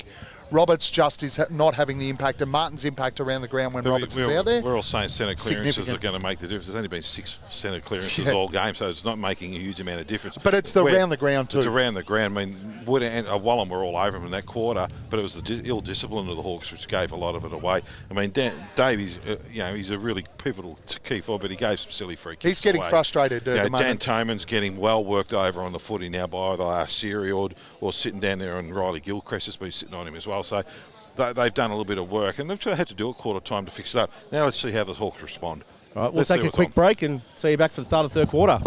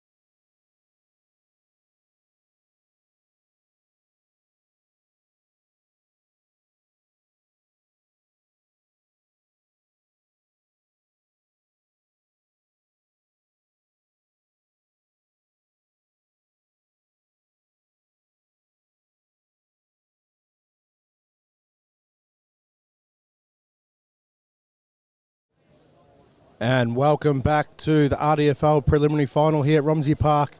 Wallan leading at halftime 3-6-24 to Woodend 3-2-20. Boys, we've had a nice little feed inside. Thanks to the league for that. It was really nice. Looking up, we've got it acknowledged in there, mate, which is a nice thing to have happen. Yeah, the CEO must like us might get a job next year the way we're going. Well, contracts haven't been signed. We do need to negotiate a bit of a pay rise, though, I tell you. Maybe a condition rise where we're not bringing everything ourselves. We're happy to trade off conditions for money. That's absolutely. I'll take this year's pay with some better conditions. It'd be good. What do you want? Full-time caravan, calling box? Remember the old Highlands days out in the caravan? Not really. No. Dementia No, we were in this when I called it Highlands. No, we had the old caravan, mate. No, I never got the caravan. Never. It was always out in the conditions, the flood. We called one here in the floods, the rain, the snow. Yeah, you and I are still here, and where's Yendi sitting up there in his little fancy box up in Queensland, showing off. He has gone soft. You think he'd come down? I'm going to sit in the box with SEN now. Yeah. Soft. Absolutely smashing it though up there, isn't he? He's absolutely smashing it. He really is, and one of our other broadcast partners this year, so far this year, Tara Murray, just calling her first AFLW game last night. So it's good. We see what you guys are doing. You're developing talent and then sending them up to the big leagues. The way I see it is everyone's just passing us and we're still stuck here. We're basically a bit like Alistair Clarkson, we just breed the next batch of superstars. Well, you're our next hope. We hope to see you somewhere on SEN or next year or something like that. The way you've been telling every fan out there that I'm one-eyed Romsey, I'm not going anywhere. I was going to say you're not going to end up on SEN, mate. There's no Romsey games. Well, he's got St Kilda in front of him. He could talk about. He's a one-eyed St Kilda player supporter, and SEN could get him on some D's games, and he could call some Jake Lever action. Oh, he'd be excited there. No, I wasn't here when Jake was around and his family were here, so I know of his brother Connor, but I don't actually know Jake. But so let's have a look. We've got a bit of a lackluster game here. Let's be honest with you. But I don't think it's lackluster. I'm sorry. I think it's a real arm wrestle. Don't upset you with the comments. You tend to do that. Wouldn't be the first person he upsets. I'm going to say 3 goals, 6-24-3. It's a bit different than all the other finals we've had where there's been a bit of a shootout. We've got a bit of a... It's an arm wrestle. It's an arm wrestle. Yeah. And I think you just worded it wrong, so I'm going to give you the benefit of the doubt there. No, I actually did mean it. But, and, of course, online they'll absolutely crucify me, and that's fair enough. Yeah, you deserve it too. Yeah, at least I'm not one-eyed where we got accused last week. You are. You're one-eyed Gisborne, mate. Come on. Yeah, but we're not in this comp. Yeah, I keep telling you that. All year I've told you that. You still talk about them. Fair call. We. I You're live in Gisborne, I admit it. Right, okay. Good quality contest so far in the first half from a real arm wrestle point of view. I mean, you're spot on. We've seen some high flying action, open footy, a lot of run. I don't mind games like this. When you've got games like this, and if it stays this way, it comes down to a real battle of the coaches. And that's where Wallan, with their coach on the sideline, can potentially get an advantage over Woodend, whose coach is going to be out on the ground. And if it does remain this tight, it may come down to also a battle of who's more disciplined. And the first quarter, it was all Wallan that were ill-disciplined, and then the second quarter, it flipped around. So, look, you don't want to be the ill-disciplined one and tight in the last fourth quarter, do you? That's the last thing you want to be doing. The ill-discipline is coming from kids like Riley. It's not ill-discipline. Riley Gilchrist, who put an enormous amount of pressure on Dan Tome, and it was interesting to see.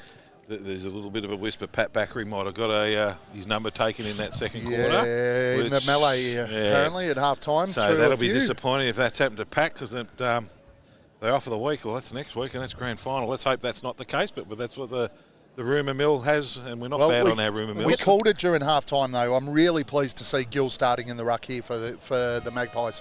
Maybe Pat Backery might need the Carlton lawyers. They've been getting everyone off, haven't they? Up they go. Tapped down by Gill. The bottom it's a free kick. It's going into Toman. Again, you don't mind Riley Gilchrist giving away a free kick where he's putting in a lot of physical pressure to Dan Toman, but he's not doing it sillily. No. Whereas Dan Davey in the first quarter, in the second quarter was horrific what he just did. So Toman's just going to kick it straight down the line. Looking for a marking contest by Ray. He's pushed underneath the ball. Magpies well tackled and held up, and we're going to get a throw up. And the Hawks in defence, in attack. Brenton about Cox, 50 metres out. Brenton Cox has done a really good job on Al Ray in the first half. He has. We saw Al Ray really lift in the second half last week, so I'm interested to see what he can do in this quarter of footy. Siri tackled in hard. And that's Brody Gilchrist hands it off. The umpire's going to throw it up again in the same spot. Stoppage after stoppage again. Martin just bangs it out the back. Quick kick off the ground, quick by the Magpies. Out it comes out through Laley. Handballs, looks out this way, out to Pat Bakary. Kicks out down, looking for Muldoon on centre wing.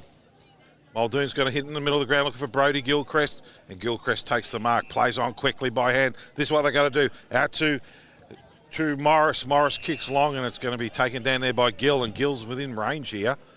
Martin on the mark. I think he was very lucky where he was there because that came off the inside of Morris's boot. It was a good pass. We will give him that. So I'm interested to see how this second quarter plays out because I think the back half of that first quarter, Woodend looked more tired with their players coming off on the rotation, but 2 weeks ago they were fantastic in the second half and completely outplayed Wallan. Gill lays back on it, the ball hits the deck, and the umpire's going to throw it up, and we're in attack for the Magpies, only about 5-10 metres out of goal. And there looks like one move that's been made by Dan Nell at half-time. Michael Mannix gone forward. He's done that with effect in the last few games. He's done this. Up it goes, and Martin taps it out the back. Quick kick off the ground by Toman. In the middle of the ground, but that's Gill again. Just too taut. He's playing across their sweepers, roll across half forward. Really effective. Looking down there for a marking contest. Ball's punched forward. Kicked off the ground down there by Valinskas. Well tackled. Picked up by Sidham. Had a fresh air shot. No one's advantage. Grabbed by the arm. One arm trying to get out. Now umpire's going to ping him for holding the ball. It's a free kick to the Magpies. That's going to Laley, is it? Finally, they were very lucky there, Woodend, a couple times. Well, he had him by the arm. He had no choice. If he didn't get on his boot, it was going to be dropping the ball, and that's exactly what happened. Yeah, I thought Sidham had earned another free kick earlier with the holding the ball decision, but it wasn't paid. So we've even picked the text drop with that confident he's going to kick the goal. That's not we. That's you. That's all you.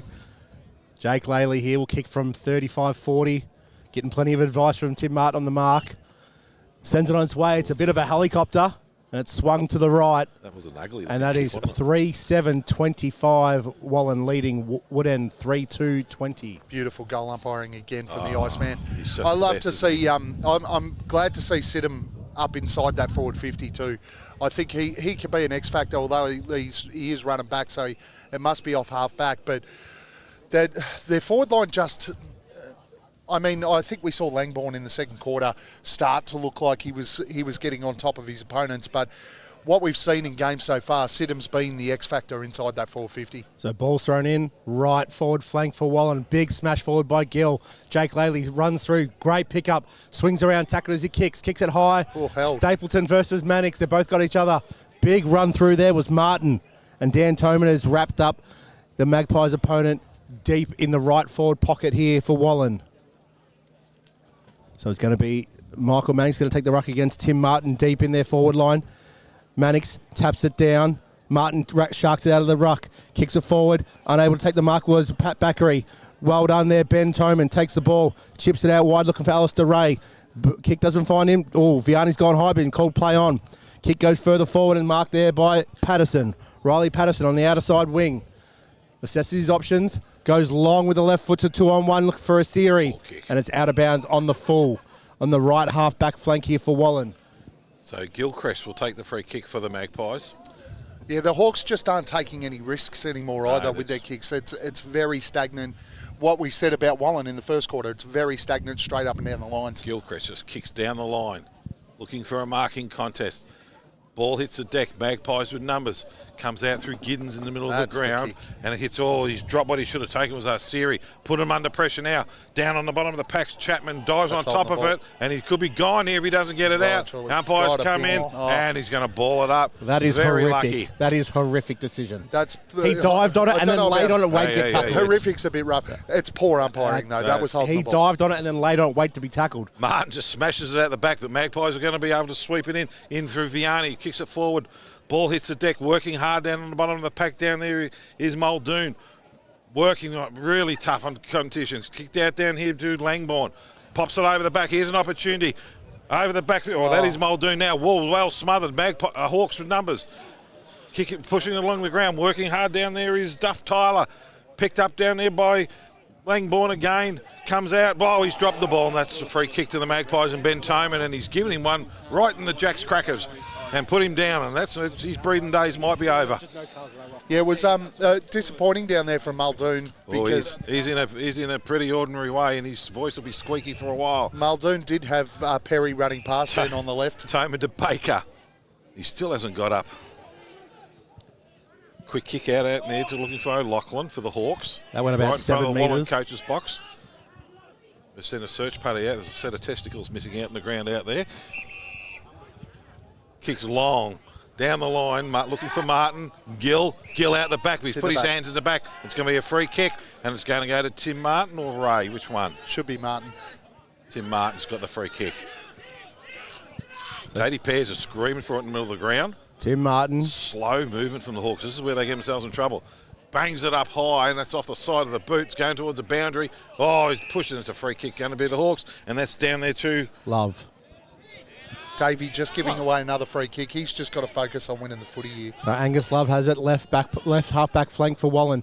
Chips the ball down the line, looking for Sidham, goes over his head, and just too easy there to Dean Bramley.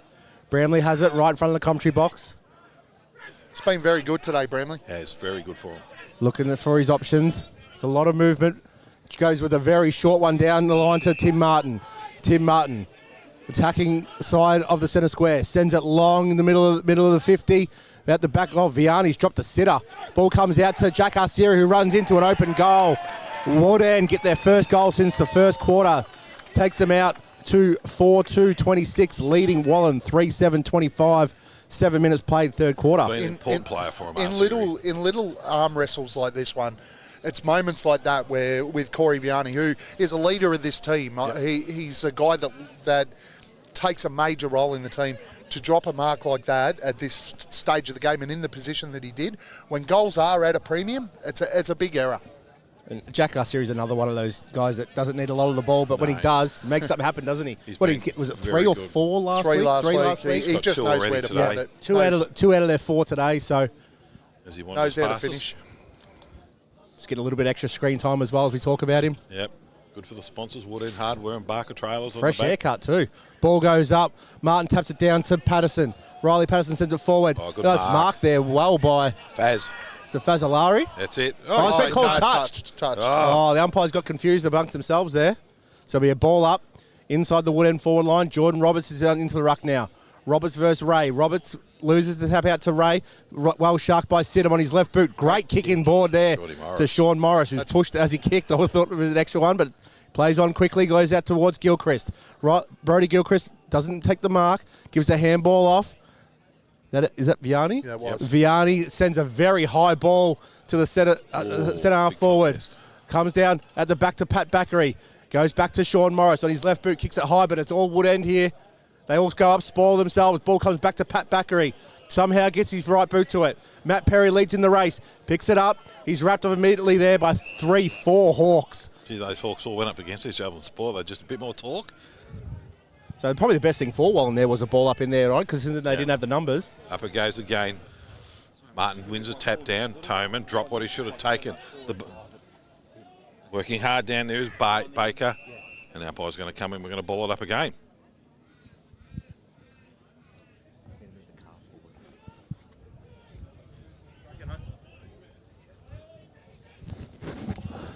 Ball goes up. It's contested here by Wallan. Well done. Corey Vianney runs through the 50. Hands off to Sean Morris, who off the side of his boot has missed. Well done there, Corey Vianney. He's really lifted after that drop mark. You could tell he's trying to make up for that, but that's a poor miss from Shawnee Morris. Yeah, look, so that takes the scores back to level 3-8-26 to 4-2-26. Ball comes out to the right back pocket. Patterson has it. They're in trouble here. They spin around. Ball goes inside. They're trying to move it quickly here. Comes back to Patterson again. Sends it long, looking for Dan Davey and Alistair Ray. Ball bounces straight over the head of Ray. Davey overruns it. Callum Langbourne at the back on his right boot. Heads out to the opposite flank, looking for Vianney versus Wiseman. Who's going to win? It's going to be the boundary line. So it'll be a ball. It'll be a throw in right in front of Paul's favourite sign, Romsey Dental. Just Davey overrunning the footy there is... Langbourne's outplaying him at the moment. Rucks will go at it again. Martin tries to grab it out of the ruck. Roberts tackles him. Gilchrist will get the kick down towards half forward. It's a nice little trap out there from Langbourne. Follows it up again. Wins the football. He's wrapped up. That could be holding the ball. Umpire says no. Play on. Ball's fed out with a handball. Pears picks it up, feeds the handball out to a teammate. Comes down towards centre wing Roberts, and Martin Roberts gets the spoil on that one. Knocks it out of bounds. And that's where he needs to be, Roberts. He's just got to be in the contest with Martin. Yeah, and make sure that Martin can't impose himself physically, which is exactly what he did there. So well done to the big fella there. So what have I missed since I moved my ute and done all the right things for the community? The ball went from Romsey dead tool to Redback. Ah, fair enough. So the ball comes down. It's another contested possession. Somehow scrubby kick comes out. Ben Toman has it on the outer side wing. Goes inside 50 looking for Ray. Ball doesn't reach him. And it's going to run out of bounds in the left forward flank there for Woodend as Dan Toman gets ready to come back on. So we've played 11 1/4 minutes. Scores all tied up. Haven't really learnt too much more about the two sides which way he's going to go, have we? No. The arm wrestles continued. Ball So gets Roberts thrown in. versus Ray. Ray wins it down. Oh, free kick down there, trying to milk one was Tyson Chapman. The umpire's not going to fall for that. But this is this is what I spoke about just pre-half time. With these contests here, Roberts has to impact much harder in these contests here. Tap forward to no one's advantage again. Wiseman just jumps on top. Getting off the bottom there for the Magpies is Backery. And we're going to throw it up right on the 50 line. Roberts taps it forward. There's a free kick. No, another ball up. So that's 3 within a minute. So Roberts We has haven't just got to moved get a bit anywhere. of space, and he should be dropping the shoulder and getting right into Ray with physicality. And That's what better. he did. So he tries and punches it forward. Oh, a free It's too high high. tackle. Hasn't been paid. The umpire's going to come and ball up again. Really unlucky. That was Laley, I think, on the bottom of that pack. It's either too high to Laley or a high fend off. So one or the other should have been a free kick to someone. Robertson Martin. Martin just bangs it forward, and that's what you've got to do. Sit him, though. He's in defence, kicks it out long out to centre wing, looking down there for Tate Pears. Ball's over the back. Down here, down into Gill. Gill's into the middle of the ground, hits up Bowden. Bowden on centre wing, lays back on the kick. Looking down there for Langbourne. Ball's going to run over his back. We're going to ball it in and right in front of the scoreboard. If they had managed to trap that, they were away. They had Vianney and Langbourne out by themselves at the back. So we played only 13 minutes. Wood End 4-2-26. Wallan 3-8-26. So it'll be a bit throw in. Right half forward flank for Wallan. Tim Martin has front position, taps it down. But it comes out via Baker. Kyle Baker swings around, kicks a dangerous ball inside the centre square. Ollie Watt takes a mark. Ollie today. Yeah, Ollie Watt has Jose Lachlan on this side of the ground, decides not to use him. Let's Wood End forward to get further back to position. Sends it down the line, looks for Ray at centre half forward. Great kick. Riley Ferguson. Oh, they're out here if he's quick. Pound, and then they're running out the back. He's kicked a worm burner, but somehow it's worked to Davies. Been called play on. Off to Josh Pound. Goal. Josh Pound gets his second of the day, and Wood End second of the quarter. Takes them out to 5-2-32 to 2-8. They just had 3-8. a little bit of speed, caught the Wood End, the Wallan defenders too high, and they gave it at the back, and Davey was out there and took the mark. Look, he's only a young player, Ollie Watt. He had to be a little bit quicker, and it would have been a bit of an easier goal, but it worked out for him at the end. Yeah, he also waited for his forwards to get back into position too, though. So he either had to go one-on-one or waited for more people to get down there. I'm going to go back to the stoppage at centre half back. The Roberts Martin had it way too easy to hit it to his midfield. Yep. 2 handballs into Watt, into Ferguson, down to Davey, handball to Pound, goal. And it's just that process. So Roberts tries to go up high, but Martin stayed on the ground, just taps it forward. He's been well tackled. We're going to have another throw up in the middle of the ground. And the ball back to the umpire, young Joel Wood. And Jordan Porter's had a jumper change. He's number 44 now, due to his shirt being ripped off in the third quarter. So that would have been good for us to find out. No, they didn't tell me. I forgot to tell you. But Ben Toman gets a handball out. Comes out, they're away here, got some space. Kyle Baker, Fazalaria sends it into the forward pocket. Sport from behind there was Crawford, but there's been a free kick paid to Wallan, and it'll go to Alex Crawford. Just a bit of a jumper grab. So Crawford has it in the right back pocket, kicks a very high one to Cox, who would have had his heart beaten out of his chest there as Asiri was bearing down. No, he's done well there, Asiri, to hold him up. So Port makes a lead forward. Not a lot going on for him here. Hayden Gill comes out to the commentary side. That's where Cox goes. Gill, should have been a free kick, yeah. Stapleton there, just too worried about his speed there, Gill. Pulled the jumper down. So Hayden Gill has it, gives a hands off to Morris. Comes out further to Jordan Port. Port goes with a little short one, misses Brody Gilchrist over his head. Ball comes down, picked up there by Michael Backery, and they all jump on top of him. It'll be a ball up on the commentary side wing. So Tim Martin and Jordan Roberts. Roberts has to get involved physically here. Martin too easy again. Taps it down to the running Patterson. kicks it off the ground. Kyle Siri gives a sweeping handball out, looking for Fazzolari. Fazzolari trips over his own feet, manages to get a little chip down the line and finds Ferguson. Now, Ferguson did this last week, the third quarter. He really stood up for the Hawks. Ferguson sends it deep inside 50. Davey, Spall comes over the back. He's going to be over the shoulder. Was definitely being held. Yeah.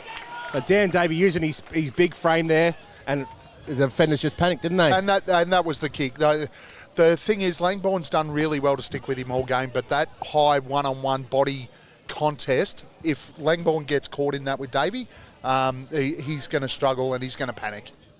And really, Riley Ferguson's input and dominance around the ground, what he centre forward at the moment, is really creating a lot of havoc for the Magpies. So Dan Davey comes in and kicks the third one for the quarter for Wood End as they extend their lead to 6-2-38. From a special comment standpoint, is it bad for me to keep bringing up the same thing? Yes. Because that stoppage again was way too easy. Well, and that's the thing with, Jordan Robertson. This was his first year playing football, I think it was, Paul, wasn't it, when we first met him? Yep. Coming from a rugby union background, but in a game like preliminary final, these people are the ones that get found out, isn't it? And Tim Martin's too smart. He's playing a two-time Mickelson medalist, being Bendigo Best and Fairest winner. Tim Martin's been dominant ruckman for years, and he knows this caper. Yep. He's got Roberts worked out here. They need to get Gill back on the ball. Yeah, they do. Gill just has to get back in the ruck here because Wood End's just got so much momentum, and a 2-goal break is a big break here at the moment as Martin wins it straight down Toman straight again. A free kick to Toman, I think. Wood End are going to get another centre break. So Toman in the middle of the ground, looking down for Tim Martin. The hand goes up. Roberts is in there. It's a foot race taken down there by Ferguson. Ferguson chips up, and that's a great mark by Ollie Watt. With the one hand, he's got Ben Toman. Opportunities. He's a bit slow. He turned his back. That's a little bit of inexperience. No inexperience there. He's just taken a one-handed snag. He's a 16-year-old He's going back to have a ping. He was never passing that. Give him a break. No, I love it. Go back and kick your goal after a one-handed snag. You're the one that was paying him out for turning his back. Yeah, You're trying to give him a break. Oh, that's right. Turn on me. Fair dinkum. No loyalty in the commentary box. This is your man, and you've just burnt him. A great little player. Well, he had an opportunity to put it up in the hot spot for an easy He's taken a one-handed screamer, and now he's going to kick the goal. And he hasn't. He's centered it now. Centered it. Davies again, ball down. Magpies with numbers on the bottom of the pack. So series, he's caught one high, but hasn't. Gilchrist has wrapped it up. And we're going to have a ball up right in the centre square. You are the most unfaithful, untrustworthy commentary teammates. Fair dinkum. You're just burning me. Up it goes, Davies in front. Jill Roberts taps it down to Pound on the bottom, trying to just shuffle it forward any way they can. The umpire's going to come and ball up again. Inside the square for the Hawks. And this is a big couple of minutes here for Wallan, though. If Wooden put another one on the board, it starts to stretch out a little bit. And they have a great wall set up here. It's going to go straight down to him. Oh, he's put his hands in the back. Mason Bowden, good attempt. It comes via Tim Martin, gets the handball up to O'Loughlin. O'Loughlin gets a handball out. He's going to run away here by Pat Backery. The kick goes behind Gill. Chapman's going to get first back onto it. Can't quite pick it up. There's a good second over there from Vianney. Gill dives on top of it. They dive on top of him. And Ben Toman's trying to extract the ball, and they've wrapped him up as well, so it'll be a ball up on the outer side wing. Baker, take your hat off, because it was a really good second effort there to stop that. They were out if that ball didn't get stopped by him. So it'll be a ball up on the outer side wing. Ball goes up. Robertson Martin. Martin just takes it out of the ruck. Handball's out. Looking for Toman. Toman goes back in board. Handballs to Bramley. Bramley goes down the line. Misses his target at the back here is Laley. Laley sends it back in board to Sean Morris. Gives a handball off to the running Pat Backery. Comes further out to the commentary side. Ball from behind was Giddings on Langbourne. Langbourne's first up. Giddings jumps on top. They jump on top of him. He dragged it in. And the umpire says, I'll have it, thanks, on the commentary side ring. If that ball went over Jordan Port, he was off. He was heading to goal. So look, Tim Martin here, he's just getting his way in, knows exactly where Roberts are. He's going to jump straight in front of him, so he's got no power. Does the exact same thing. Taps it down. Brownlee gets a handball out. Vianney, he's wrapped up, ridden into the ground there, and be a ball up on the 50. If you're the Wallan coach and Roberts is getting beaten like he is at the moment, you go out and tell him, just lock arms with him and just use the strength and just bring it down to the ground. You've just got to bash into him. Yeah. As Martin wins it down again easily. Ball down there through Laley. Well tackled. Umpire's trying to milk a free kick, but we're going to get a ball up just inside the 50. Magpies in attack. That was well done by Tom Pound there. Could have easily ridden Laley into the ground and rolled him perfectly. So we played nearly 21 minutes. Wallan would end 6-2-38. Wallan 3-8-26. Umpire throws it up. Martin just smashes it forward. Down to Toman. Magpies quick kick forward. Down to Tom Pound. kicks it out wide. Jordan Porter, but the ball doesn't bounce his way. Picked up by the Hawks, and they're off and out. And here they go. There's an opportunity, running hard. Ollie Watts pushing down. Slow with the ball, hit up in the middle, and that's a good hit down to Arsiri. Arsiri for the Hawks. He already got a couple of goals. Driving it along, looking down there for Davey. Davey goes up, sticky fingers, and that's a good grab. But he's still 45 out, and that's too far for him. Look at the space Josh Pound's got to lead into, though. He's going back for a ping. Yeah, well, he's turned his back. He has to now. Dean Bramley again out here coming off the half-back line was a beautiful hit to Cole Baker. Make it hard for the Magpies, isn't it? He's going to have to give this a fair roost because the wind's just slightly starting to pick up here. But aim to the right goalpost, let it come across. Gets it close to the man on the mark, puts it up high, lays back, hasn't got the distance though. Ball hits the deck, quick kick off the ground down there by Ferguson, and it's been a rush behind.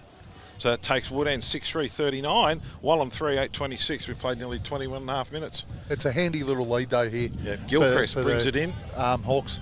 Hayden Gill's going to fly here. Oh, well, that's silly, Davey. Had to watch the ball.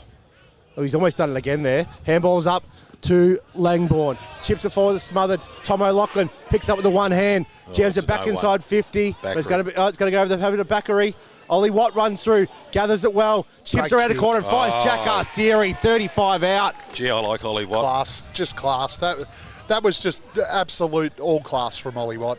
Tom O'Loughlin here on the outside wing stayed engaged in the game, and his ball inside was perfect as well. So great team play, Woodend. So 22 and a half minutes gone. How many goals you said in this quarter? 3? 3. This will be a 4th goal for the quarter. Wallan haven't got any yet. So it's not going to be a long quarter. Maybe another minute to go. But again, we saw this a couple of weeks ago in the last final, right? Woodend was close enough this week. And second half, he's missed it to the right. He has missed to the right. Second half, and there's a siren. Woodend have more run than Wallan. Yeah. We saw it in the second half a couple of weeks ago. We're seeing it again today. And we seen it last week against Romsey. Ran over the top of him. And it's just, I don't know if they ran over the top of them. Well, they're down 4 goals. 3 goals, I think. Goals it's only 14 points, so it's 3 goals are down. And look, it's not, again, we'll go back, it's not, 14 points is not insurmountable for Wallan. But when you look at the trend of the games that we've seen from Woodend, it's their second half that gets the job done, right? All right, so you're coaching. We saw it in that quarter. You're coaching Woodend. I'll coach Wallan. What are you telling them? Oh, well, basically, if Paul Turner's coaching Wallan, we're home. Jesus. I didn't expect that answer. No. Lie to you. If I'm coaching Woodend here, my message is we ran over the top of them a couple of weeks ago. At that time, we were chasing their ass. This time, we're the ones up. Don't go into your shell. We're not here to protect this last quarter. We need to continue to push and run, carry the football, take the game on, because it's clear that we've got the run in the legs now. That quarter, Woodend played the open footy. Wallan had to force and scrap and do everything just to get the ball inside forward 50. Keep it open, keep running, take the game on. Couple of early goals here in this quarter. If Woodend can kick the first couple, it's game over. Wallan can't come back from that. Well, the fat lady's out there gargling. Let's just put it that way at the moment. So I'm the Wallan coach. I'm going to make some moves to start with. First of all, I'm putting Gill back into the middle, because we've got to put our A-graders back in. I'd be trying to say to Vianney, I'm going to try and free you up with some blocks. Riley Gilchrist, you just got to shut down a little bit harder on Toman, because he's just started to get off the leash a little bit in that quarter then. But it's time to be brave. There's no next week. Got to take the game on. We've got to start run. We've beaten teams with run, and we've got to get back to that. Our forward line's not working. Perry's hardly had a kick. There's not a lot happening in our forward line, so we've got to start relying on midfielders and wingers to kick goals, and they are going to come from halfbacks who are going to be brave. Just take it on, because if we're not brave, we're going to get done. Yeah, Angelo Sidham, I'd put him up forward. He's a forward. Very We've seen how exciting he is inside forward 50. He can jump all over him. I'd be putting Mannix down the forward line to give us an option as well. I am absolutely flabbergasted that Angelo Sidham has not gone forward at all when they've struggled to hit the scoreboard. I would be going to my backman. The running backs that we've seen at Langbourne hasn't been the running back. He's been down on Davey. I'd switch that out if you have to. Get Langbourne to run, Angus Love to run, and Gilchrist, because you might as well go down by 10 goals than not attempt to win it. So that I'd be going to my backline and say all our attacking motions in the last few weeks have come from the half back line, and we have had nothing this week. And Brody Gilchrist might have had a little bit of the ball, but he hasn't been anywhere near as damaging. So, and even if it's throwing guys like Morris to half back, like who's the Valinskis. Put them at halfback. You know automatically they'll attack. So let's get some attack from halfback. So if I'm doing this speech now, I'm saying we will be saying that opportunity's here now for us because at that end of the ground, all the goals have been kicked. They've only kicked one goal down that end, so it's our turn to have the scoring. They kick 3, we can do it too. They kick 3 and hold Woodend to none, like they did that quarter. As we saw in the first and second quarter, they've actually swapped jumpers, and they're still in it. They've got the run, they've got the legs, but gee, it's just showing a little bit last week. They just look a little bit tired. And how long into this quarter, if it's not going the way that Wallan wanted to go, do you say we've got nothing to lose now and go for it? How long do you call that now at three-quarter time? There's no next week. They're 3 goals down. They have to do something, and that's now. I mean, they've got to start picking. They've got to start switching the footy. They haven't done that all day. They've just been kicking safe down the line. The day of safe footy's finished. You've got 30 minutes of football left for the year, or 25, and that's it. If we don't start doing something, and they've got to start doing that, I'd be taking Roberts off the ground. And if Roberts does go back into the ruck, because Gill's not going to be able to run because he's also a really good hit up forward, let Gill take the middle so there's an opportunity so we get first touch on the ball, put Roberts to work around the ground because then he can engage Martin, but he's not doing that. He wants to stay a couple of metres away, and Timmy Martin just backing into him. But they're 2 big men. If you engage, then it's just a strength battle, and they're both strong, and just nullify the ball. Tell your midfielders, all I want Roberts to do is nullify the footy and bring it down to our feet and let the on-ballers work. But at the moment, they're trying to do all these fancy palms and that sort of stuff. It's not working. Tim Martin's got the brains. He's getting his big bum in front, taking a mark, and grabbing it out of the ruck, turning around and just kicking it forward. If it was me, I'd be going to Jordan Roberts and say, you stand in the goal square, you put your hands above your head, and that's where the inside 50 entries go. So and then get everyone at his feet. And Gill, mate, you've got 25 minutes. You do not stop running for 25 minutes. I don't care how much it hurts. Well, there's no you run and you run and you run. Yep. We spoke to Dan Nolan last week here. You know, Hayden Gill is on the VFL list at Carlton, so his conditioning should be better than most of the country footballers out here today. So you say to him, you've got 25 minutes where you do not stop running. Yeah. Well, he's going back to the ruck. It's the only choice they had to make because at the moment, Tim Martin is the dominant player on the ground. Absolutely. He is the best player on the ground. You'd even be saying, once the ball's bounced, you'd give the 6-6 up to Woodend and just say, let's throw one extra in defence. We're not trying to save the game, but it'll give us either the run, and Ollie Watton's got enough speed and that to be out the front and create some space. Sidham's still back. I'm disappointed with that. But, look, they're going to rely on the mix of Mannix, Langbourne. Look, I'd even look at putting Muldoon back, replacing him with Sidham. Sidham's running around at the moment on Jack Arceri, who's done some damage. Even Brady Gilchrist hasn't been the Brady Gilchrist with those intercept marks that we've seen all year. And he really hasn't had a lot of run today, Brady Gilchrist, which we normally see. But the disposals he's had have always been under pressure. He hasn't had that time to assess his options and then hit them up. So, look. One of the little kids is running out to see Dad. But that shows how much thought that Josh Pound and his coaching crew have put into this game. Yeah. You know, they've played them twice in 5 weeks, so everyone knows where everyone's going. I'm not sure what Dan Nolan's doing with some of these moves. Like this is not the Wallan we've seen the last 4 weeks with them in attacking with Sidham and all them up forward. So it's a really whether the structure's not there or there are some issues inside we don't know about. Well, it's a massive last quarter of footy for both sides. I know we spoke about the fact that Wallan had extra time last week, but Woodend played Sunday in a really, really hard-fought, heavy game that went right down to the wire. So both sides were impacted with last week. Wallan had an extra day than what Woodend did. Woodend, I said in the first half, Woodend looked tired. Yeah. In that quarter, it was Wallan that looked tired. So, massive quarter of footy. The ball's going to go up. When you're chasing bum, mate. And it's all about the grand final next week against Diggers Rest right now as the Rucks will go at it again. Gill jumps high. Martin knocks it down. It's affected a little bit. Ferguson's taken high. He's going to get a free kick, and the first centre clearance is going to go to the Hawks. Out wide towards Baker. It's a rough kick. Bowden does well. Spoils. Feeds the ball into the middle of the ground. Forced forward down towards, I think that was Muldoon. Goes underneath it as the players will try to pile in. Pears gets a handball out. Kick towards the wing. Arceri leads up at the footy and marks it. Centre wing. Arceri right on centre wing. Sit him on the mark. Little short kick. And that's the problem with having Sidham on our series too. He can't attack because he's got to stay with him. Well, Frankie Faz, that'll do, because I'll get it wrong. Dewey just bangs it up high, looking for a marking contest. Fergus or Ray's pushed underneath it. He's going to get a free kick. That's a nice dive, that one. Frey plays on quickly, kicks to the hot spot, looking for a mark. Davey goes up, 2 grabs, tried to claim it. They've all tried to claim. The umpire's going to come in and ball it up right in the centre square, right to the square. Would end well in attack. Well, definite fist from Langbourne. Yeah, well done from Langbourne at the back there. Rucks will go at it. Davies going to go up against Gill. Gill sort of wins that one down. It's all on the ground. Arsiri around the body. Right foot snap is a goal.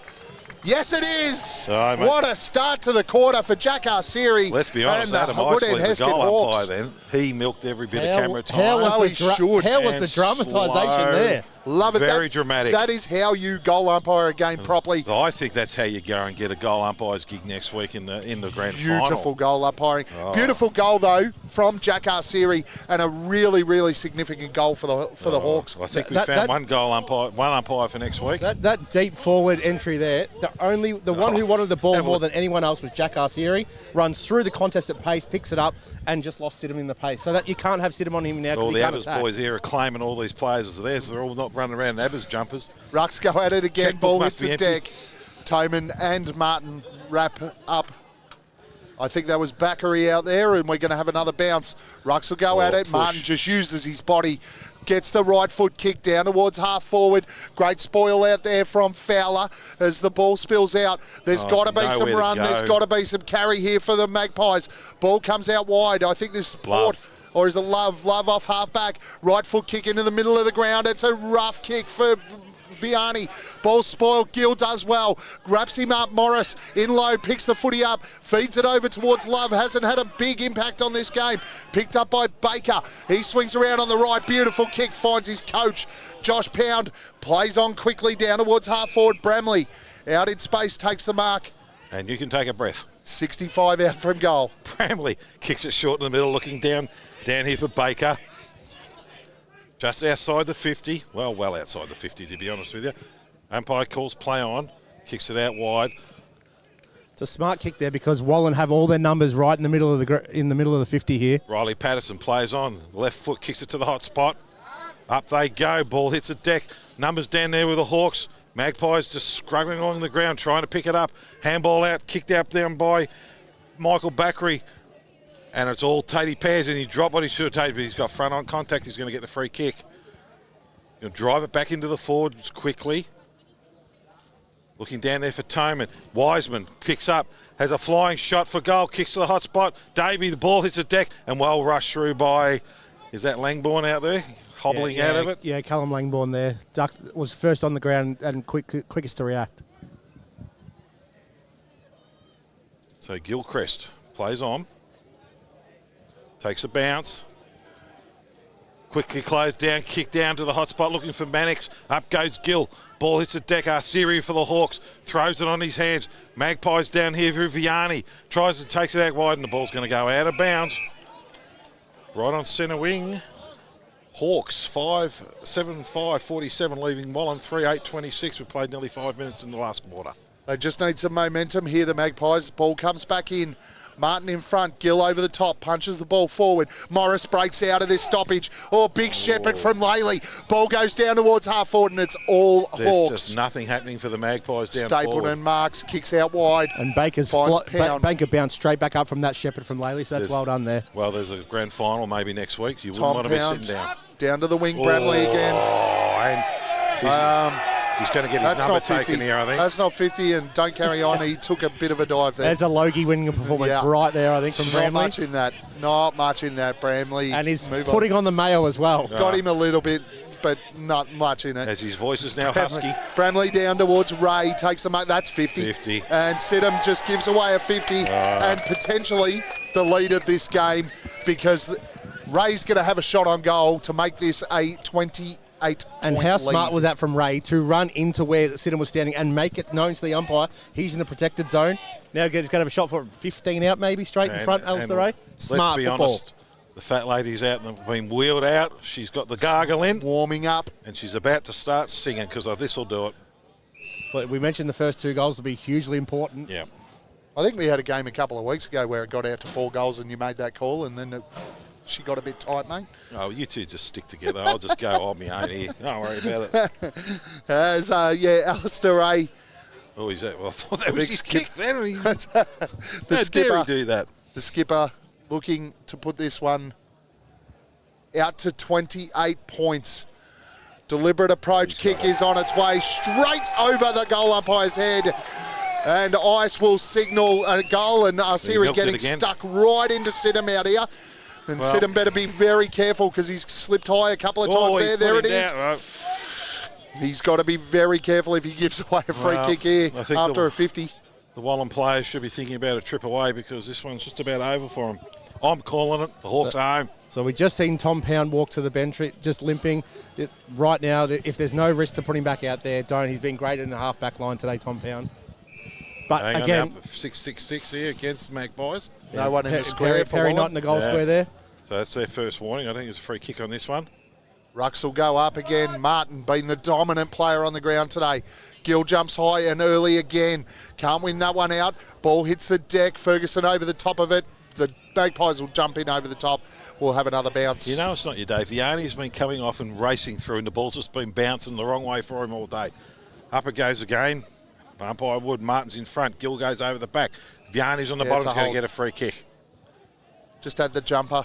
Oh no, you can't, Mill. He's walking backwards. Good try. Corey Vianney. Here goes Sidham. Plays on. Running forward. The ball's going to go in his direction. Sidham's going to the target. Ball hits the deck. Out the back through Laley. Running along the ground. Ball bounces the wrong way. Oh, it's still in play. Didn't go in. Perry kicks it over his shoulder. Looking for a marking contest. Taken down there by Duff Tyler. Beautiful mark. Looking out for Alistair Ray out wide, but it's not a great kick, but Ray's in front position. Ball hits the deck. Martin, roving. You don't see that happen, and he's slung into the deck. And the umpire's going to ball it up. Hawks in attack. You don't see Tim Martin get thrown to the ground very often, do you? Hey, some sore boys out there now, though. Ray gets up limping. Rucks will go at it again. Martin versus Gill. Gill wins this one down inside forward 50. Laley does well, keeps his feet, tries to get the kick away, well smothered by Duff Tyler. Players will dive in again on top of it as we're going to have another bounce. It's going to be 25 metres out from the Magpies So the goal. young defenders for the Hawks, which are Giddens and Duff Tyler, they're doing a mighty job in the last time. Duff Tyler's had a great last 5 minutes here. Rucks to go at it again. Desperately need a goal here, the Magpies. Gill tries to take it out of the ruck. Martin does well. Ball feeds out wide as the players are going to dive in again. It's a bit of a scramble down there in that forward 50. Quick kicks out of the middle from Bakary. Doesn't work as the Hawks are going to clear. Toman kicks it out looking for Davies. It's going to be a free kick. Watch Ollie Watt in the middle of the ground. Toman too slow to come back. Got to be a bit quicker than that. Magpies are pushing numbers back. Finds a short kick up. And hits Toman. Centre wing. Going to kick down the line. Short little hit up kick.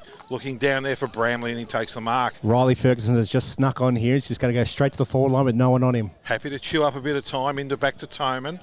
Middle of the ground. Now they're out Stapleton. He's out wide if they can find him here. Too slow. Stapleton still out by himself. And that's where they're going. And still got Ferguson out here too. Still got half Ferguson. Forward. Ferguson's made the position. Takes the mark, just outside 50, looking for Ray. Not going to hit it up short, looking for the coach. Pound, the ball's smashed out into defence by Mannix, and the ball's going to be thrown in. Hawks in attack. Very smart there by Ferguson, just snuck down, made sure no one knew where he was. Yep. Rucks shuffling down there again, Tim Martin. Gill, Martin just taps it over the back. Magpies with numbers, grabbed down there by Baker. Magpies are going to run it out through Vianney. Vianney's well tackled. Gilchrist, haven't seen a lot of him today. Picks it up, kicks long. Looking down here for Langbourne. Who's got the speed? Duff Tyler's right next to him, the young fella. Pushes him underneath. Well, great play, Duff Tyler. But he's well tackled. He's lucky not to be holding the ball. Comes down here to Gilchrist, Riley version. Handballs into the middle of the ground. Looking down here for Perry, and that's about his second kick for the game. Kicks it up, Sidham. We always said he should go forward, and that's where he's gone. But he's about 45 metres out from goal. Bit too far out. Handballs back to Perry. He's got the distance in his legs. And he falls over what he should have taken. Gill picks up, back to Sidham. Sidham lays back onto the kick and misses to the left. Oh, that was an opportunity, but they messed it up. Bit of run from that half-back line from Sidham. It's probably what they've lacked all day, really. Well, they've got to be brave. They've got no choice now. They've got about 10 minutes of football left in them for the season. As the ball's going to come back in, it's a comfortable lead here to the Hawks. So Bramley hits up short, looking for Toman. This is where Woodend have to be careful not to go into save the game mode, because we've seen in the last few AFL finals teams that have done that.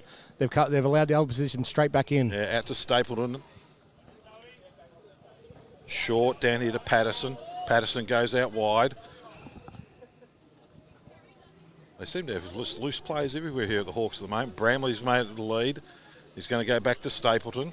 And they're mucking around with it a bit here, and we use our four disposal rule that fifth's a turnover. They've not made any ground. It had 5 kicks into it. Stapleton just drives it along down the line, looking for Martin, the big ruckman, just taps it forward, and the ball's going to go out of bounds, and that suits the Hawks and would chew up a bit more time. Even then, though, Roberts had first position and didn't use his body to hold out Martin. Martin was still able to get around and still push the ball out to a stoppage. So that should have been an easy uncontested mark there to Roberts. Rucks will go at it again. Roberts and Martin. Martin just forced him under the foot. He grabs it out of the ruck, smothered well. It's picked up by Gilchrist. He feeds the handball forward to Vianney.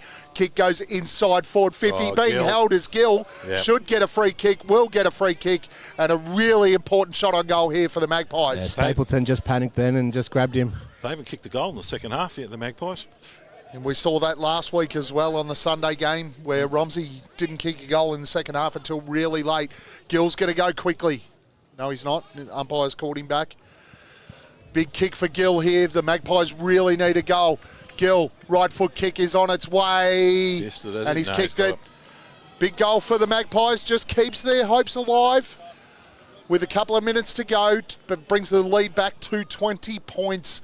Woodend Heskett 8-5-53.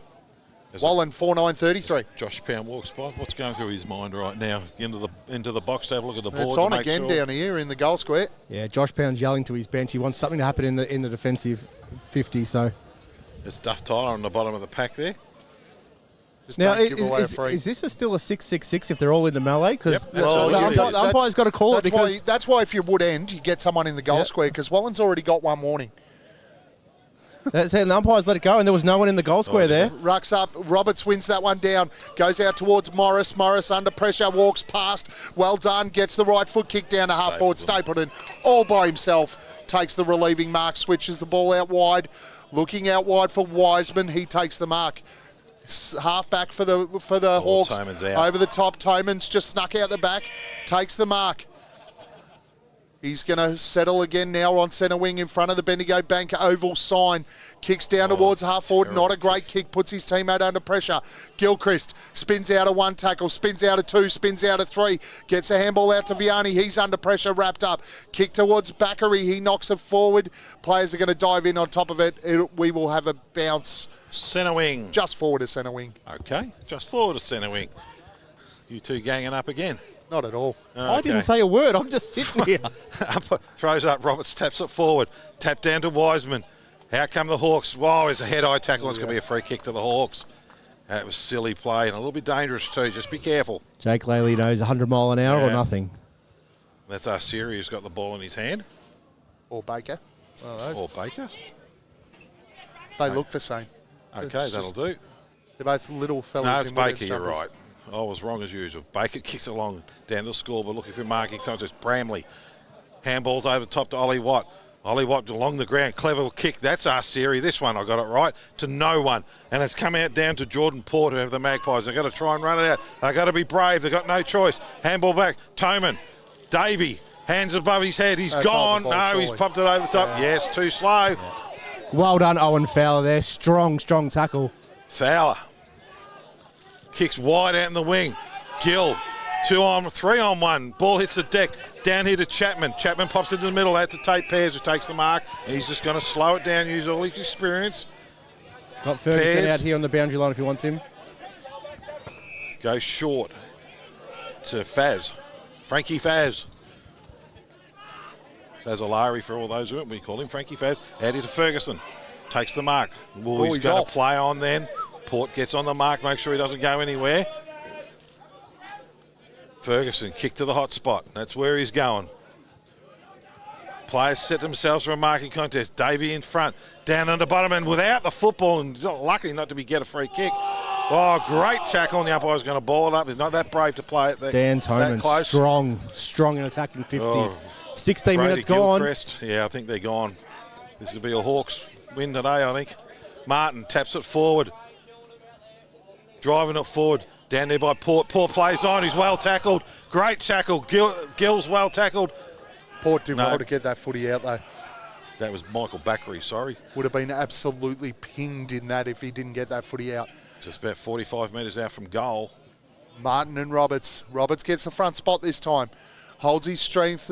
Ball's knocked out. Here's a chance for the Magpies now. Breaking out. Sidham finally gone forward. Knocks the ball up and Pears cleans it up. Great tackle by Morris. No, pinged high. Free kick to the Hawks. Yeah, I thought Giddings might have ducked there, but...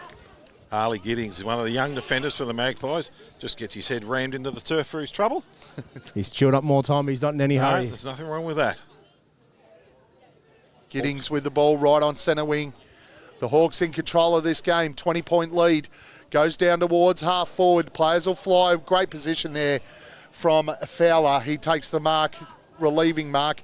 They've got to get on the bike, though. Ball swings out to Backery.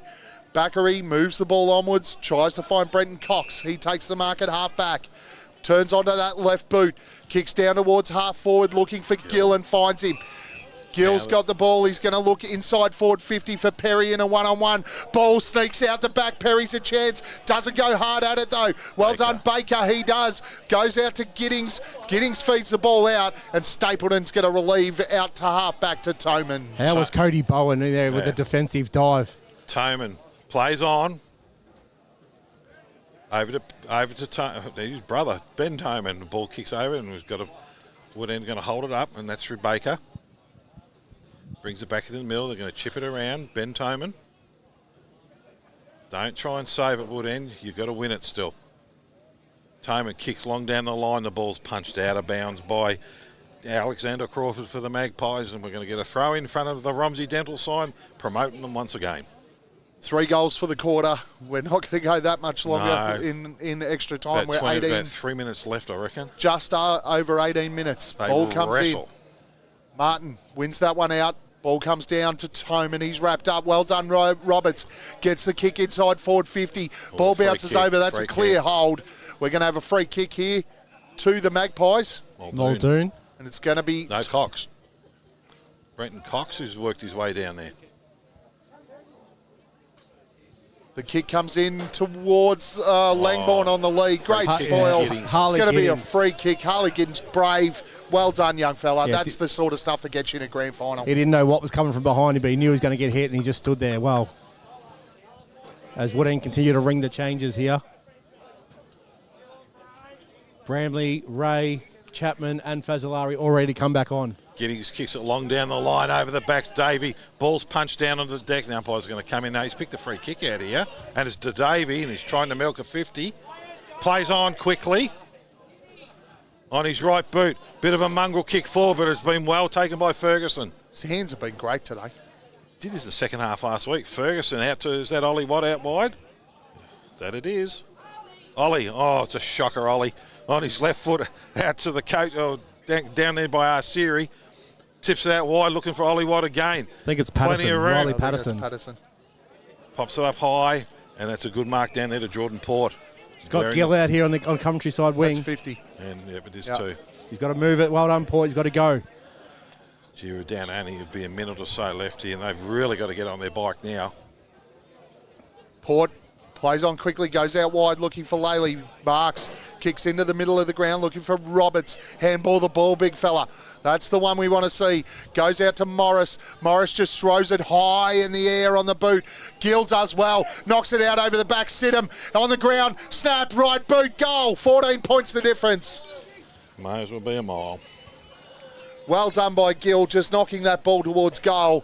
Sidham read it well. Should have been there all day. It's the third quarter. It's killed them. 2 goals each this quarter, so it's been pretty even. As it's now 8-5-53 to 5-9-39. It is a 14-point lead. So we've played nearly 20 and a half minutes, and as you said, we've only had the 4 goals kicked, so it won't be a long quarter, as you said. So need to score almost all. They need 3 goals. One by one here. It's going to be a tough one, but. Well, what's the old theory? Minutes to goals. There's a 5-5. No, the trainer. I think they're going. Yeah, trainers and water boys and all that sort of stuff. So it's a free kick to Wood End. Big kick down. Kick down in the middle, down there by Martin. Ball hits the deck, comes out through Crawford, but the umpire's pay on. It's a free kick picked out of it. Laley's going out there. Well tackled by Laley, and the ball's going to be thrown up. And that was James Wiseman on centre wing. That's why the Hawks want to just chew up some time. Just have to have everything go perfectly. Bakary gets the kick around the corner. It was touched. Play on, says the umpire. Martin just throws it on the boot, gets it inside forward 50 deep. It is all Hawks. Vianney 1 out against, I think that's Al Ray that might have taken the mark at centre half forward. We've had some of the crowd tell us there's about 45 seconds left. So Ray goes to the top of the square. He's going to look for Davey. Can't take the mark, but ball hits the deck. He follows it up. Gilchrist bends over, picks it up. His handball smothered. Goes to the top of the square. They just can't quite get it there. The Hawks to finish this one off as the ball players will pile in. Oh, Tommy Lachlan, he was absolutely tearing into goal. That Corey Vianney that's down in the forward line, in the defensive 52. Yep. In that last marking contest, it was a tough marking contest against Ray. Probably for the last time for today. Davey goes up against Roberts. Roberts tried to punch it through. Ball scrambled on the line, and the Magpies force it through. So Wallan 5-9-39, trailing Wood End 8-6-54. Looks like the Hawks will be going through to the grand final next Sunday against the Borough. Ball comes out towards half-back. Over the back now, it's the Hawks. Pound gets the football, feeds it out to Martin. Martin just slams a torp on the boot, goes towards the top of the square. Big grab, Alistair Ray. 20 metres out for a goal directly in front. And now they can celebrate because they're going to be home. It's exactly what they're doing too.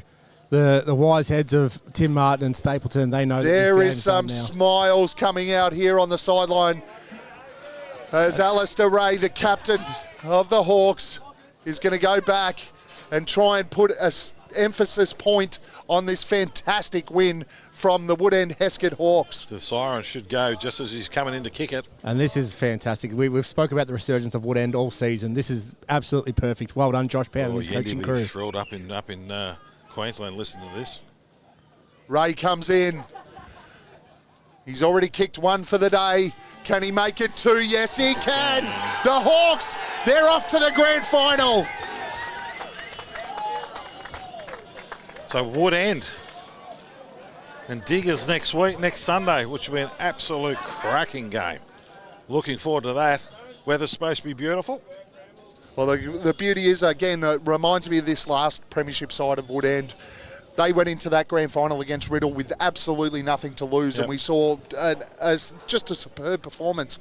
This team reminds me of that, and that's the same thing. They're going to walk into Diggers next week with nothing to lose. Yeah, all the pressure's going to be on Diggers. You know, they've been top of the ladder all year. They've always been told they're the team to beat. So, but Wood End, you know, they're extremely confident in their own ability, and they've shown it week after week. And this man in the ruck is going to be the key. Forward, down to Pound, kicks the ball forward, and there's Josh Pound. Handballs over the back. Can the coach get another goal before the siren? On his left foot, pops it up looking for a marking contest, and they've taken another one. Siri, and that'll be for his 4th. He's pointing to the goals. Oh, no, he's going to play on. Goes to the top of the square. It's not a great kick. No, and taken down there by there it is. And the Hawks are through to the grand final.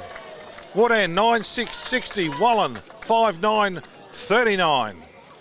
Well, absolutely fantastic game from Wood End here. I think you hit it on the head earlier. They played their grand final last week, the Magpies, by the look of it, and they just looked a bit flat today. They came out, they gave it their all. There's nothing they could have done more. I just think Wood End played better on the day, and you know, we mentioned earlier about if it come down to the coaching moves, having your coach on the ground might not work out in your favour, but in the end, they were just more structured and played better. So I think the cut and dry of it is, and we've seen it all finals, Woodend were the fitter team in the second half. They controlled the entire second half. Well, it's funny saying because everyone said Wallan were the fittest team they thought running around the competition earlier in the year, and they've petered out. Look, they've had a big finals campaign, be very proud of themselves. The club themselves, the Wallan Football Club's done a terrific job this season. Terrific club, seconds in, they're a strong, dominant, and they'll only grow from this if they can keep. The thing is, they've got to try and keep some players. Gilchrist and all that, we know Whittlesea are right into them at the moment, looking to try and keep these kids as well. Same with Gill. They need to be able to keep them. But when you lose some, gives other players an opportunity. We'll go through the goal kickers, then we'll touch on best players, and then we'll move on for the rest of the week. So for the Magpies, Matty Perry's got 1, Michael Backery got 2, Hayden Gill 1, and Angelo Sidham 1. Over to the Hawks, Dean Bramley got 1, Jack Arsieri with 3, Alistair Ray with 2, Josh Pound 2, and Dan Davey with 1. Better players, gentlemen. We'll start with you, Tone. For the Magpies, who do you reckon? For the Magpies, look, it's going to be hard because I wouldn't imagine that there's going to be too many winners overall. I would think, Brenton Cox was good good across half back.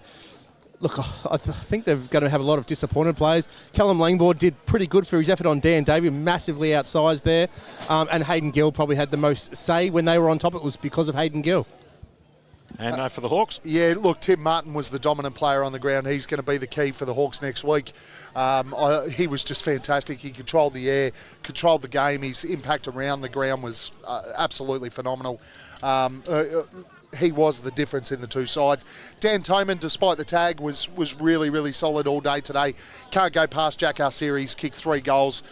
When you only kick 9 goals to 5 for the game, a 3-goal goal kicker is pretty damn important.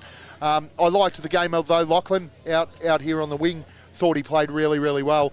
Across their back line was pretty solid all day. Most of the guys across that half back line, but probably, let's go. I think probably out of their back half, Tyson Chapman was probably their most impressive player out of that back half. So BOG for the TV that you're going to give away and pay for. Tim Martin was best on ground by a mile. Look, we've raved about Tim Martin all season long. We watched Mark Orr here 2 weeks ago. Mark Orr's pretty good. And last week, and he was phenomenal. That is going to be an absolute cracker to watch them two go. And they're two ruckmen that go from go to woe. They don't switch out. So that'll be interesting to see. So let's just touch on next week. We'll have a quick little chat about it before we jump off air today. Tips. Start with you, Tone. Look, I'm loving the fairy tale story of Woodend. Tips. I'm going to go there again, but look, I wouldn't be shocked if their sort of fairy tale comes to an end. But I'm going to go with them by I'll say 8 points. Okay. Diggers Rest been the best side all year. I might change my mind by next Sunday, but as it stands right now, Diggers Rest are the best team in the comp. I'm going to lean towards Diggers too for that obvious reason. They've been the best all year. And just one thing, who do we think is the most important for each team to lift the trophy up next week? Yeah, very good point. Tim Martin for Woodend for me. If he can get on top of Orr and control that contest, Woodend are an absolute shot. We saw that today. He controlled the entire game, and Woodend were the advantage there, or had the advantage right across there. For Diggers, I need a list of it. He hasn't played all year. Came back last week. Jensen. I bet you kicked 6 last week. Jensen is just he's one of those. He's one of those complete enigma type players where if he comes out and turns it on, forget about it. So I'll go a bit differently. I'll go for Calvaresi for Diggers, who I think is probably their barometer in the middle of the ground. If he gets off the leash and is allowed to do whatever he wants to do, he'll absolutely tear some of these guys up. And the other one, let's be honest, it's either Arsieri or Toman out of the middle of the ground who's going to do the damage. Toman today, when he came in the second half, stood up and look. I mean, with Tim Mart's the obvious one because of the two big fellas, but I'll go with Toman for the obvious one. Toman and Calvaresi are the two I think are the main as the Hawks come off the ground. Very, very happy football club. And let's be honest, they've had a horrendous week.